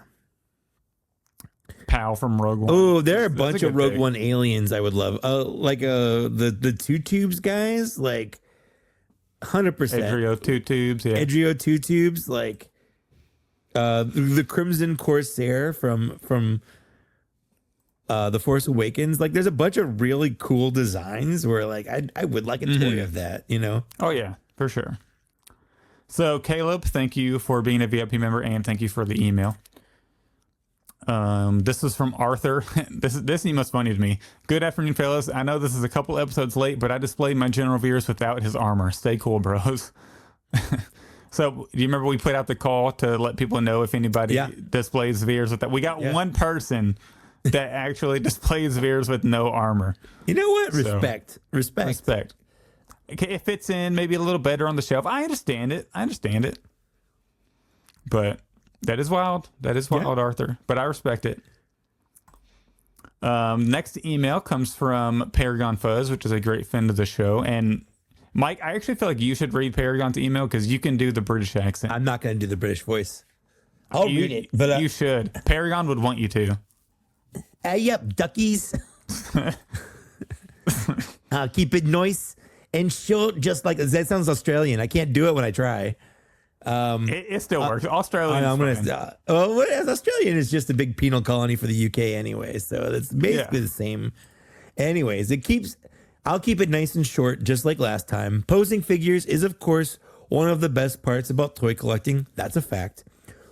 What poses do you do best for each type of figure, be it Jedi or a trooper, and what pose are you most proud of in your respective collections? Keep it regular, which I'm assuming he means eat lots of fiber so you can poop regularly. Okay, yours truly, Pathogen Funk, which I guess is his new name.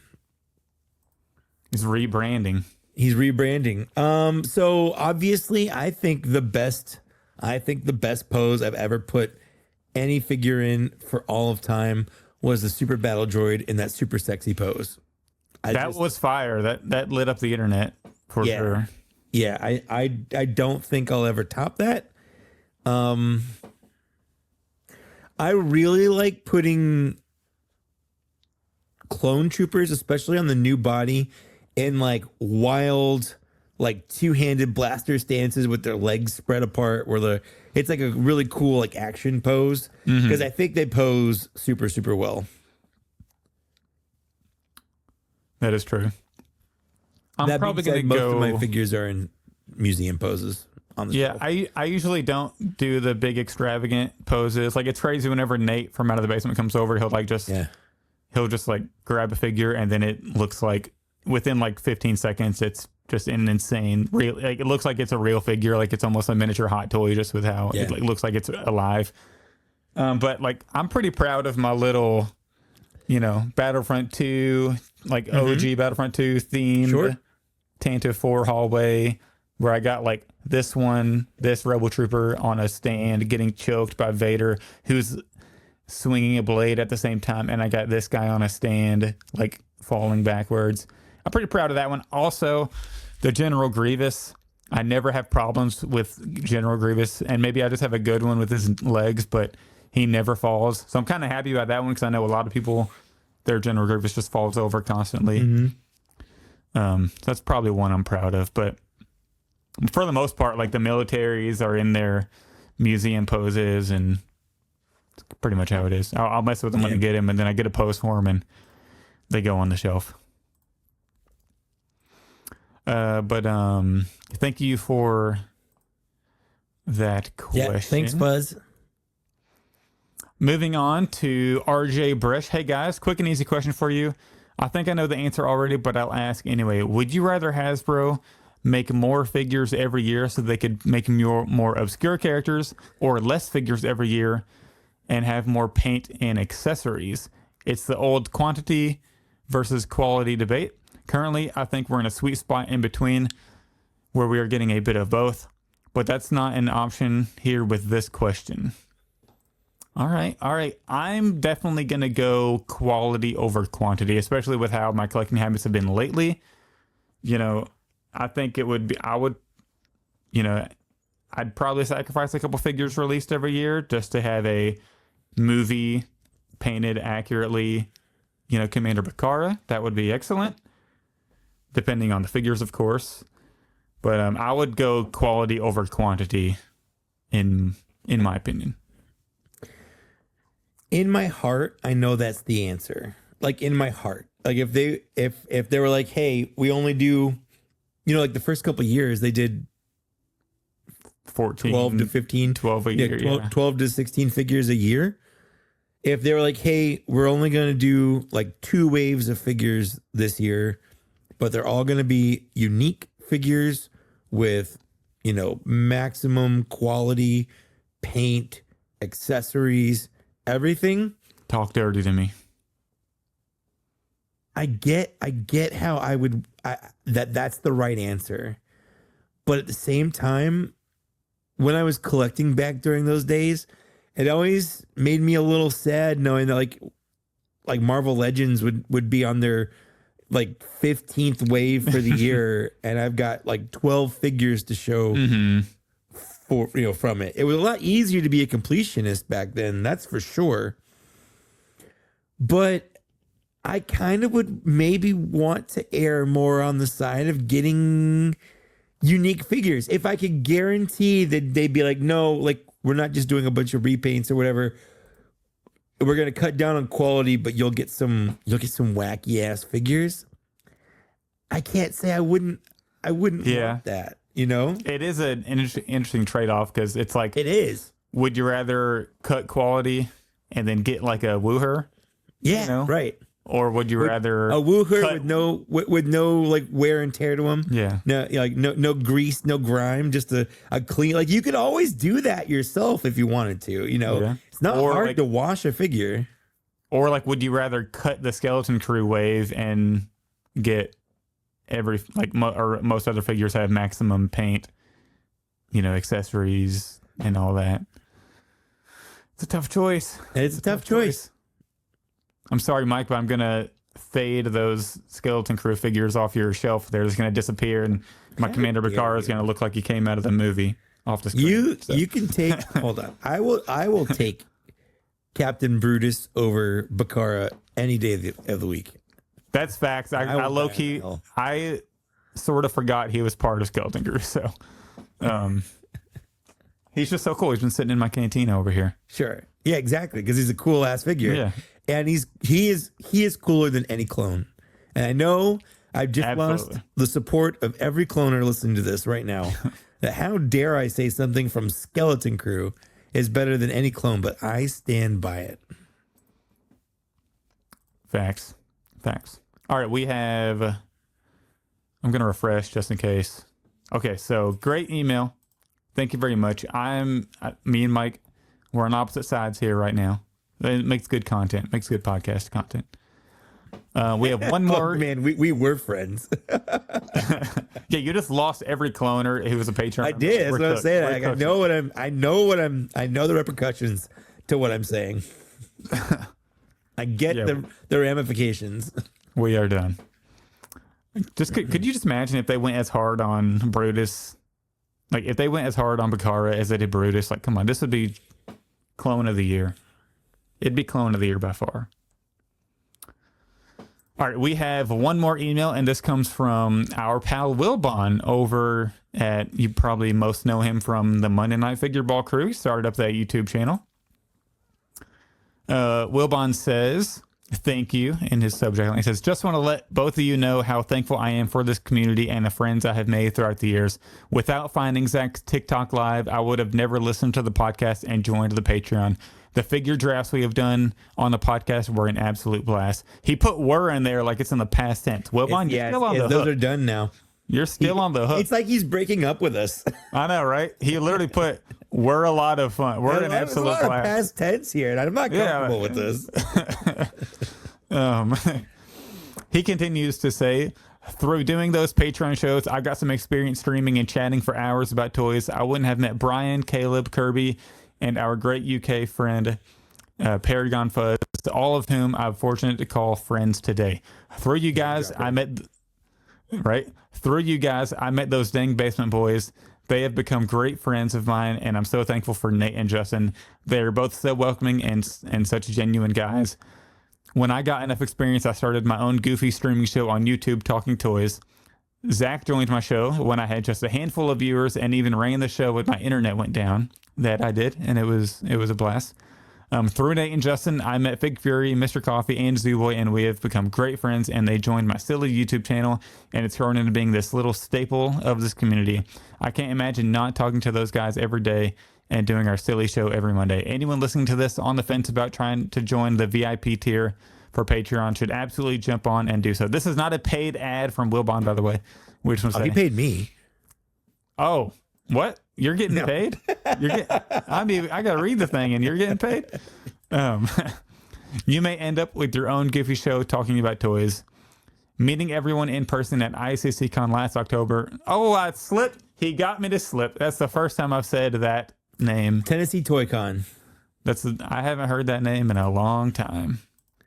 Long time. Meeting everyone in person at Tennessee Toy Con last October was, as Zoo called it, one of the best days of my life. I'll never forget that trip. Thank you both for everything. You guys are such nice and positive people. As you all know, not everyone on the internet creates welcoming and fun spaces for people. I'm forever grateful for you guys, Wilbon. Wilbon, you're going to make us cry on the podcast. He's trying to make us cry on the podcast. I never not cry. I'm crying right now. It's just coming from my butt. Oh, God. You might want to go to the bathroom then. I have to wear a diaper.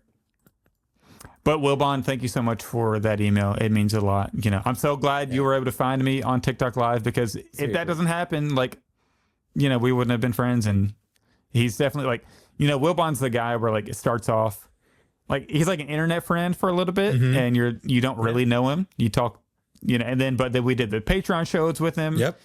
And we clicked pretty fast. And then me and him played Battlefront together all the time. And then meeting him at ISIS. I almost did it again. That was only a half one. Meeting him in Nashville a couple years ago for the first time was awesome. And then he went again whenever you were there.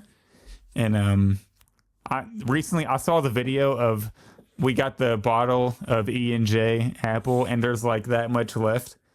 And you're looking around the room, and we're all chanting, Mike, and you just chugged the rest of the bottle. What a great time. Definitely one of the best times of my life, for sure. I agree. That was a fun night. That was a very fun night. I may or may not have thrown a Black Series figure into the street. You would 100% hammered, did. And absolutely the only hammered. reason you even have it is because I went to go get it, because you would have left it. Maybe, yeah. It probably would have been left. You would have left it in the middle of the road. It was, for the people wondering, that was Commander Pyre, the gold one. Yeah. The gold one from the sequels, or that cartoon. That was an awesome time. But there's also a picture of me. There's a selfie that Zooboy's in the front, so maybe he took it. I don't know who took the selfie. I don't remember taking the selfie. I don't know where people could see it if they wanted to, but it's out there in places, and I am just absolutely gone. I don't remember this selfie being taken. I just look soulless in my eyes, but I'm sitting there smiling, looking right at the camera, but you can just tell I'm totally zonked. Whatever Brian handed me, I was gone off that stuff. So shout out to Brian and all the alcohol that was consumed. If you're listening to this and your kids are in the car and you're dropping off at school, I apologize. So don't be like us kids. If your dad is listening to this and you're in the car with them, just avoid alcohol. It's terrible. All right. Yeah, so now alcohol's bad. We don't drink. Yeah. We would never. It's E&J apple juice. Yeah. It's E&J apple juice. We were all chanting him on to get the sugar rush. Winners don't do drugs. That's the thing I grew up with. Facts. Winners do Anyways. podcasts and talk about toys. Podcasts, not pot. Podcast, not pot. That's so good. Because we'd always start a podcast. I don't know. Generation of losers. Jesus. Yeah, we're inspiring the next generation. Motor City Toy Con. Caleb saying Motor City Toy Con. There we go. Sam Whitner's coming. There we go, Mike. You'll be closer to that. Well, I will be. I'll be closer. Oh, closer than you are now. Yeah. True. Yeah, we got to do like a Black Series Cantina hangout up in like I'm looking Detroit or forward Chicago or something. I'm looking forward to being more central so I can do things. Like next time you guys want to go to Kokomo Toys or whatever, like I could go. I'm not that far away. Yeah, a couple hour drive probably for you. But yeah, Wilbon, thanks for sending that email. We really appreciate you. You were our first really big Patreon supporter. So shout out. And you just became a great friend along the way, even outside of just toy collecting in general. For sure. Next up, we got to get to some news. We have leaks, and we got some hearts in the comment from Wilbon. We have some Black Series leaks, and I'm going to open up the Out of the Basement Discord, and I'm sure it's going to keep beeping because I don't know how to stop it, but we'll see what happens. All right, I'm going to share my screen now. So, Mike, the internet has been arguing over this head sculpt here. Hold on. Star Wars, first of all, Star Wars fans, we don't argue about anything. So honestly, yeah, you're right. I don't really think that that's true. That being said, I know exactly what you're talking about. This figurehead leak has sparked debate, to say the least. Yeah. Who do you think it is? So for the people that aren't watching, there is a bearded man, and the question is, it's either Kyle Katarn, who we have heard leaks of coming. We haven't seen anything leaked of him. He's just been on a leaked list. And Ezra Bridger from Ahsoka, which we have seen parts of his being leaked. Mm-hmm. I think that this is Ezra. It also could be a selfie series from Will Bonner me, sure. Definitely with the bald head. Mm-hmm. I think it's Ezra. Like, I can see how people would think it's Kyle Katarn, but I genuinely think that that's Hope talking. Kyle Katarn. I'm going to Google him because... Sure. He doesn't even have that big of a beard in these pictures. Well, I guess... I feel like he has a beard, but it's not that big. Like, this looks like a big beard. You know what I mean? It's a bushier beard. Yeah, it's like a Mike Case beard. It's hard to say because there's no paint on it, and painting can change a lot of the contours of the face. Oh, Kirby says old Obi-Wan. Because I will say I'm not 100% set on Ezra because I don't think the nose is like thin enough to be. Does that look like Alec Guinness though? I could see it, honestly. I could see it. I feel like it looks. I see more Ewan than Alec. No, that's not. Well, maybe they're trying to make an old Obi-Wan that's a little bit more Ewan McGregor. This is like this is Force Ghost Ewan from the Ahsoka show. They're going to go back and digitally change the OT to make it Ewan McGregor instead of Alec Guinness. They're going to digitally erase Alec Guinness. I'm with you, Mike. Originally, I think I'd put my money on the Ezra. I think it's Ezra too. I think Ezra fits best from all of them. I think it's hard, and again, it's hard to say because the photo's a little bit blurry on the face. It's clearly focusing more on the fingers behind it than the face. And the coloring and lighting is weird, and the monochrome sculpt makes a lot of the features look flat. But I think it's Ezra, 100%. Yeah, and like looking at this, I just feel like that looks. Yeah. Look at that beard. Like that I just think his nose is a little bit thinner and pointier than what we see. But again, it's just hard to say. It's hard to say on that figure with the no paint on it. Yeah. I'm on Team Ezra on this one, but... Yeah, it's Ezra.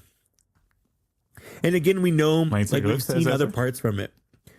So I just don't think we've seen parts, so it makes sense. If that they this is were coming doing a out. Calcatarn, the head wouldn't be the first thing that leaked. True. Now this is a big one. This is the big leak, or one of the big leaks. Chancellor Palpatine has officially been leaked. So the question is now, because we've seen that Darth Sidious head sculpt and the new Mace Windu head sculpt with the grinning, like it looks like it's going to be maybe a 2-pack where they're dueling.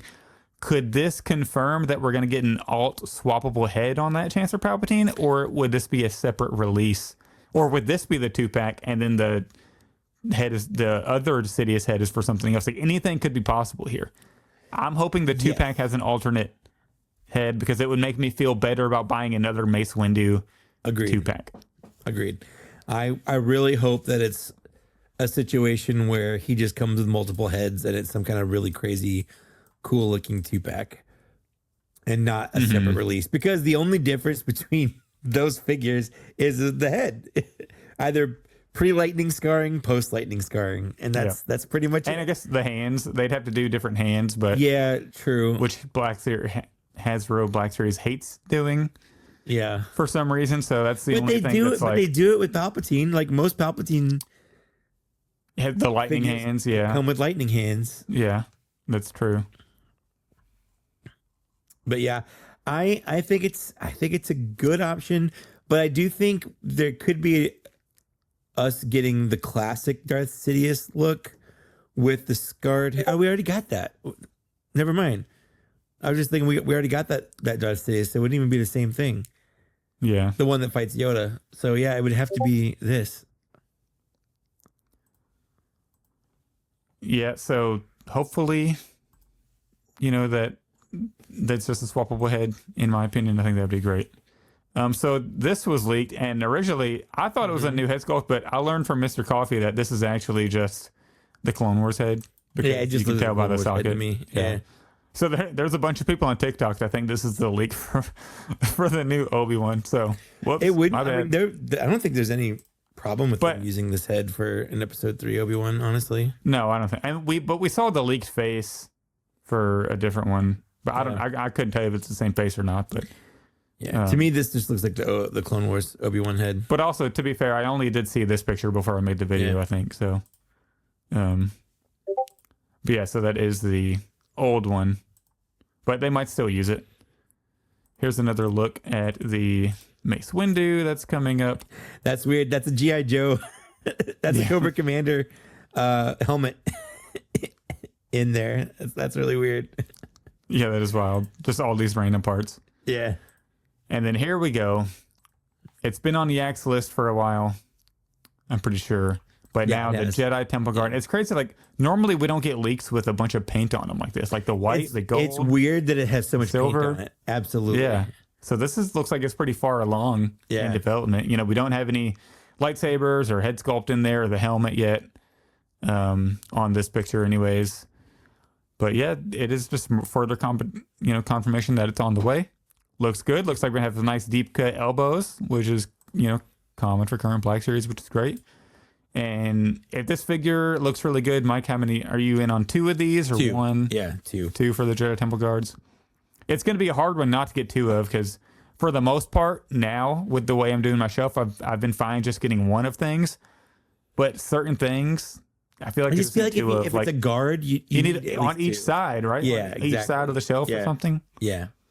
Yeah. So, but yeah, so those are leaks that we have in the Black Series. And I just caught on to what Wilbon was saying. I just saw this talking about the Ezra. He'll come at the end of Lent. So just be patient. That's a good Space Jesus reference there. Though I always joke that he was more Space Moses than Space Jesus because clearly That's fair. Obi-Wan Kenobi is Space Jesus. Yeah, but Moses is like a B-list character, so nobody talks about him. No. Moses, Glup Shitto Moses. He's like a main focal point in like the Old Testament / like all of Judaism. He's not a minor character. I don't know, man. I'm calling a mid Moses. No. That's nuts. Look, did anybody get the C separating on video YouTube or it didn't happen. Remember, YouTube or it didn't happen. All right. So, Fair enough. all right, so that's all we have. I mean, we have the Hall of Fame left. We're over 2 hours, including the VIP or not the VIP, the Patreon intro. So I think we got to jump into the Hall of Fame. Yeah, for sure. So last episode, do you remember who we put in? Last episode was it the Mandalorian Trooper? No, so we did the Death Watch 2 episodes ago. We did the Death Watch Mandalorian with Tommy. Okay. And then I finally posted that one, but I haven't posted who we did for last episode. So it was whatever we did with it was with Zooboy and it was Zooboy and Mr. Coffee, but I can't remember who we put in. it was R2D2. R2D2? Yeah. Okay. All right. So now we just know who we can put in now. So It was the Perfect. R2D2 mold. all right. So we did in our emails, we got some suggestions. Somebody mentioned Hondo as an option. Yeah. Caleb mentioned Plo Koon again as an option. I never considered Hondo, but I mean, a lot of paint detail on there. Sure. Good looking Yeah. figure. What are you thinking here for this week's Hall of Fame? I mean, I just have such. I'm gonna put Hondo on here. I might put shortlist him. So some figures we've had on the short list previously, because I've got a whole list here. Like last week we brought up Wicket. Obviously, you think someone like Commander Bly, the Sith Trooper. We never got the Glavis Ring World Mando on there. Yeah, so many good figures. Someone like Zeb. I mean, I put Jaina Solo on this list. The Endor Leia, Darth Malak. There's a lot of good figures. I think, Trying to decide what speaks to me. yeah, I feel like, what we got to do to really get me in the Hall of Fame mood. Okay. I got to look at what we have right now. That way Sure. I can, get a feel for what we can add. So click into, click into here. So we have Darth Vader from ESP, Game Guard, Scout Trooper and Speeder Bike, Greedo, Luke and Yoda, Dagobah Bassett, Fennec Shand, the 2020 Stormtrooper, Count Dooku, Figure Dan in the modal nodes, the Clone Wars Obi-Wan, the good one. Mm-hmm. Return of the Jedi Boba Fett, the Hoth Rebel Trooper, Asajj Ventress, the Hoth Snowspeeder, Cad Bane and Toto, Lando Calrissian, but the Return of the Jedi General version, General Veers because of the armor, Darth Malgus, the Royal Guard, Admiral Akbar, and the Death Watch Mandalorian and the new R2D2. So, Mike, what's speaking to you to throw in there? I feel like we don't have a lot of Mandalorian era stuff in there or sequel trilogy stuff in there. So I'm going to say either Glavis Ring World Mandalorian or the Sith Trooper. Those are two great options. I kind of like Clone Command's, Rise of Skywalker Rey throw in there as a I consideration. mean, she's a good figure for sure. Great face. But yeah, Sith Trooper, I mean, that's such a good one too. I just feel like if they did a version of her that came with her lightsaber. The new lightsaber, yeah. Also, part of me is like, this is the 10th year anniversary of Force Awakens. If they do a new Force Awakens one, that might be the one I kind of want to save for. Yeah. So that's the other but part. both could still make it, For sure. And we have some old figures on here. Like if they did a new Spiker Scout and Speeder Bike, I wouldn't take the original one off. Yeah. So yeah, I'm down for that. The Glavis Ringgold Mandalorian or the Sith Trooper. My vote. I feel like we need to give the sequels some love. I'm gonna go Sith Trooper on this one because we did just put Death Watch Mando in 2 episodes ago. Yeah, true. I'm gonna go. That's I'm true. gonna go Sith Well, Trooper. so Death Watch Mando can also just be Clone Wars era stuff. Like, That's fair. That's fair. ooh, Elo Asti is a good one. He's legitimately a great figure that has stood the test of time because he's an alien and like whatever they do to the paint on that. Hello, tasty. Oh, yeah. You know who also should be on here? I'm just gonna put it Jar Jar Binks. I don't care. Jar Jar Binks. He's on my short list. Up for consideration for sure. Yeah, for My I just vote's feel Sith like- Trooper. I feel like Sith Trooper. I'm not feeling super strong on any of these, but the only thing that's making me swing that way is we just don't have anything from the sequel trilogies, and that's still legitimately it's a good trooper. Should we put Commander Pyre in there just because I tossed him? I was hammered. He stood the test of being tossed at being hammered. He is a good. They fixed the arms on that figure but I don't know. I mean, we don't have to put him in there just for the sequels. You know, we can do like Darth Yeah, but Vader I don't or know. something. You know, I don't have a better answer for it. Like I said, I feel like we've got some on my list that have been on the list for a long time. But I feel like something always kind of, I didn't think about this, or like a guest, talks us into something, and then they keep getting put on the back burner. What's the best figure on that list we haven't put in yet?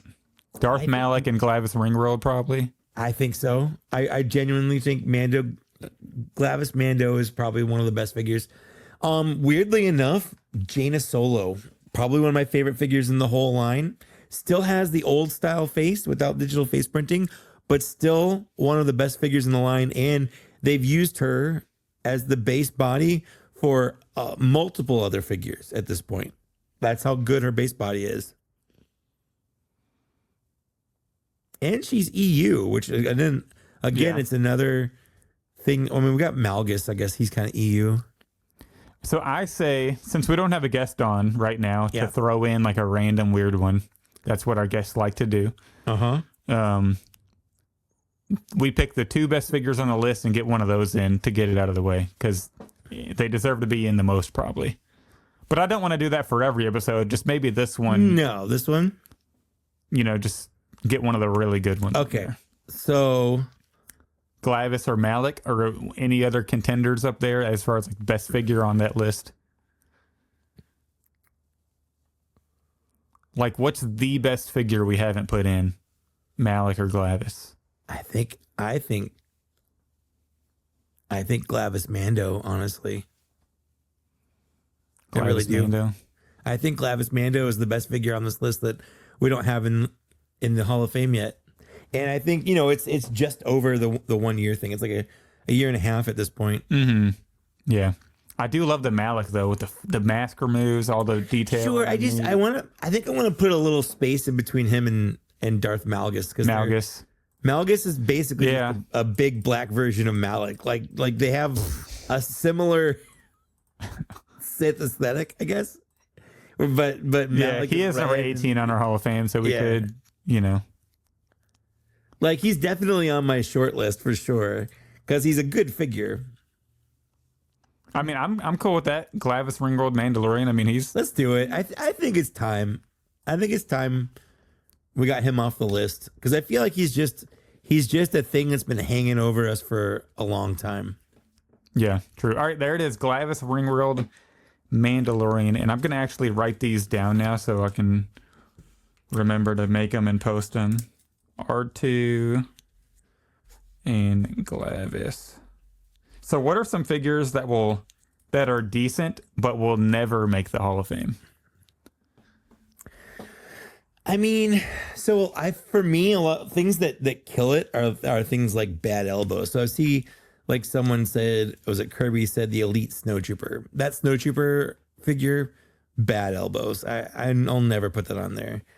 I have a hard time getting excited about like Plo Koon and Kit Fisto since they are just basically using bodies we've already seen in there, because I'd be more inclined to put those versions of Obi-Wan and Mace that they're based off of instead of those figures, just because they have a different head and hands or whatever.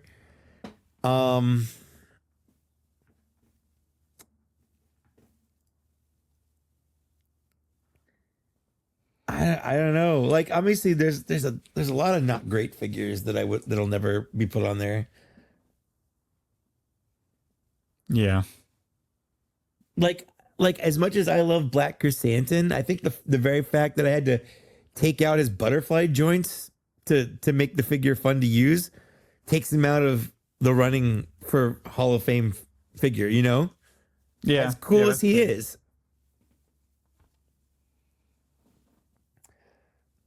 Any of the old Wookiee molds basically are kind of the same thing. I just don't think they're very fun to kind of mess around with. Although if I did put any of the old Wookiee molds in, it'd be the Chewbacca. You know, I'm gonna put that on the list. Chewbacca with C-3PO. That's a good one. That's a fire release. I love that one. I'm gonna put that on the list for sure. We ever gonna put any Holocom figure in there?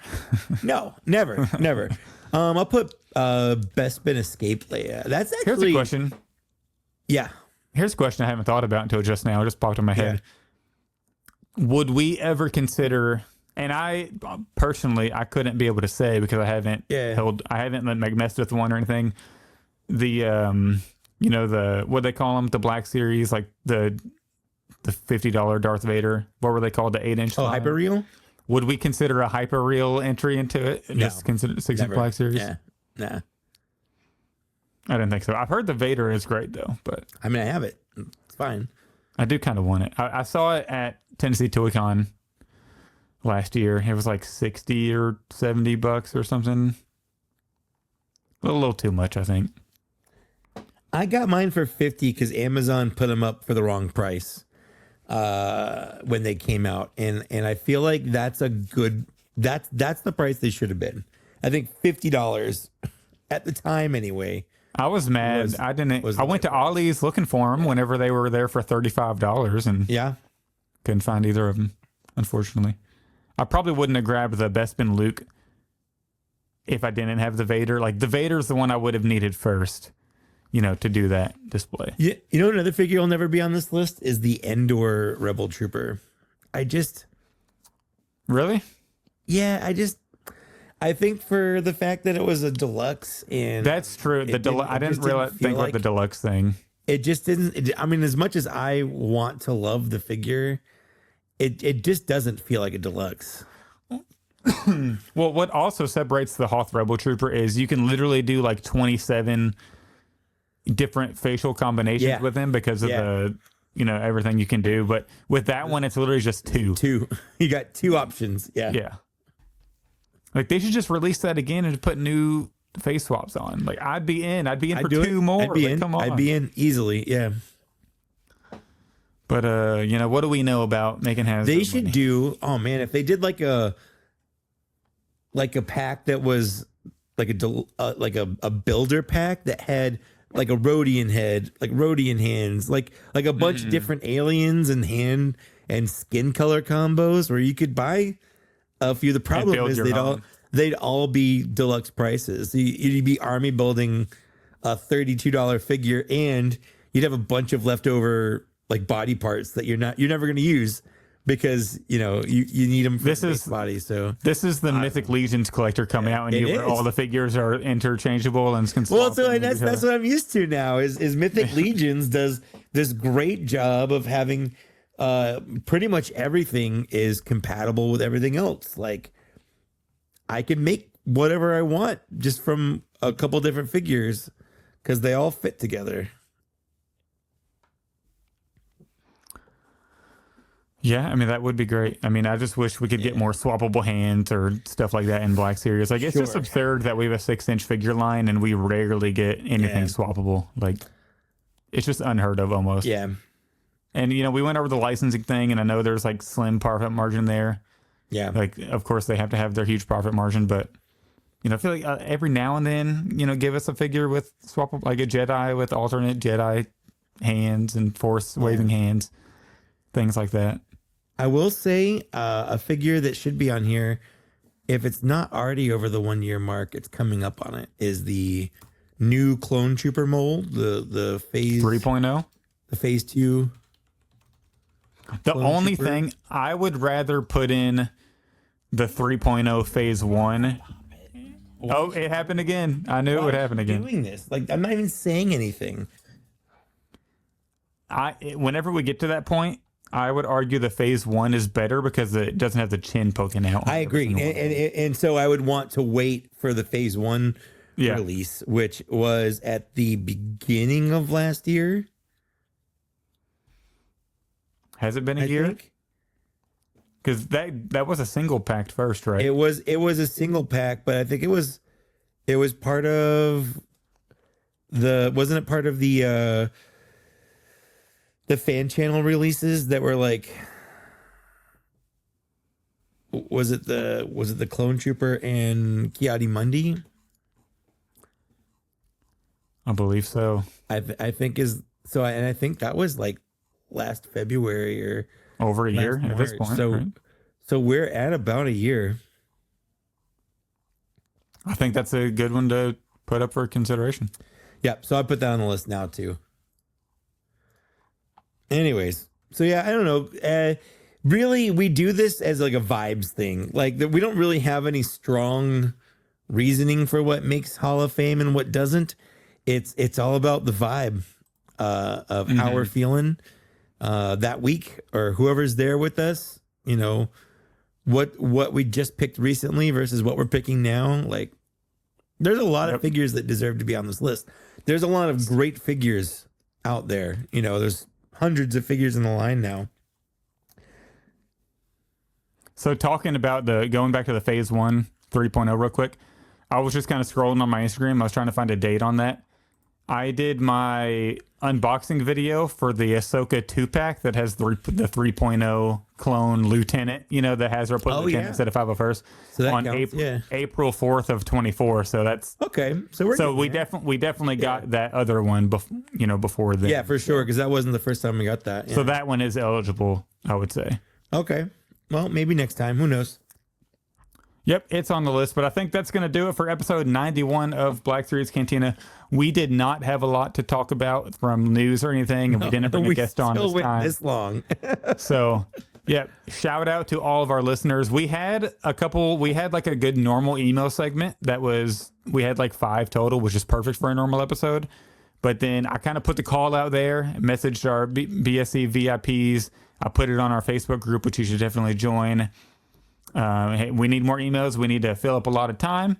And then you guys answered the call, so we really appreciate that. If you want to shoot us an email, keep the email segment alive, blackseriescantina@gmail.com. And I don't put that out in public for a reason. That's only if you listen to the podcast, you can know that email.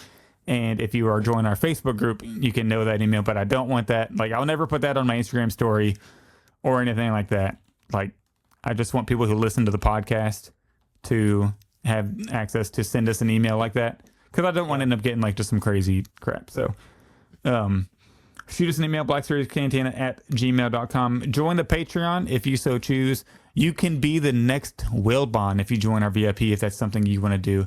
Get some experience, get our help, build your own show. Join the VIP tier.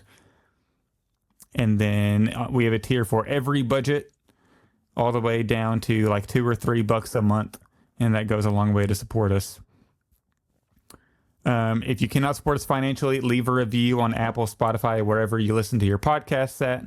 5 stars, preferably. I think our average, I was looking at it, our average is like 4.8 on reviews. That's great. So, and we have a lot of reviews on there, which is really awesome.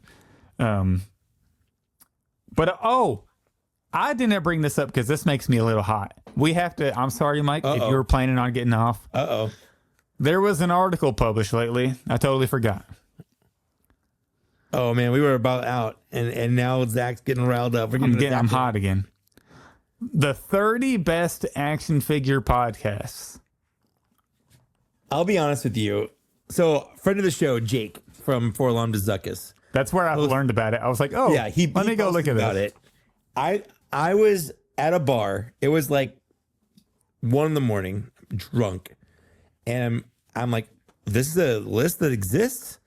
So I Googled it, and I'm scrolling through it, and I'm like, Where are we at? This list is bullshit. There are some good and deserving podcasts on there, but there are some podcasts that don't even podcasts anymore on there. Like, where are they? I did some research. Yeah. There's podcasts on there that hasn't done an episode since February of 2024. Like over a year at this point, and they made it onto the list. I don't understand. Whoever made that article, it's ridiculous. We have Patreon members. We have thousands of listeners. Come on now, get it together. Like there's some really big podcasts on there, like the Major Wrestling Podcast with Matt Cardona. Like that's a huge podcast. But there were some other like, I mean, I'm not gonna say like, I don't want to be like, talking down, but there were some really small podcasts on there, that, so like, I mean, we have 6,000 followers on Instagram and we have a lot of listeners. Like, I feel like we're a pretty big podcast. So maybe we were, what was it, top 30? Maybe we're number 31. We're 31. We're still below the podcast that hasn't done an episode since over a year, but I had to get that. I forgot to put that on here, but at least we put it on the back end of the podcast. Yeah, we'll put it on the back end. It's fine. We'll make next year's list. One can only hope. I got to mention this again. We reached number 7 in the United States on Apple for hobbies, like, which is crazy. On Apple Podcasts, the biggest podcast network in the world. And we made number 7 in the US. And we always get those emails where we're like number 18, in like hobbies in like the UK, like just crap like that, like we're up there in the charts. We were top 10. Okay. And rant. We don't really use Twitter, but if you want to follow us there, you can. That's at TBS Cantina. What we really want you to do is join our Facebook group. That's Black Series Cantina. You have to be approved to join, but there's over 400 members in there right now. And that's where we mostly update how we do the show, or like when we're doing the show. If I need emails, I'll post in there. I'll also post whenever figure pre-orders are going live to help keep you updated with that. And then, like I just mentioned, keep the Black Series Cantina email segment alive at blackseriescantina@gmail.com. And that's all we got for this episode. We'll see you in 1 week. If you're a Patreon member, we're going to be recording with a very special guest. We're going to be doing just a chat, and then we're going to take that 1 hour chat or so and then attach it to our next week's hour podcast. We're going to record on the 27th.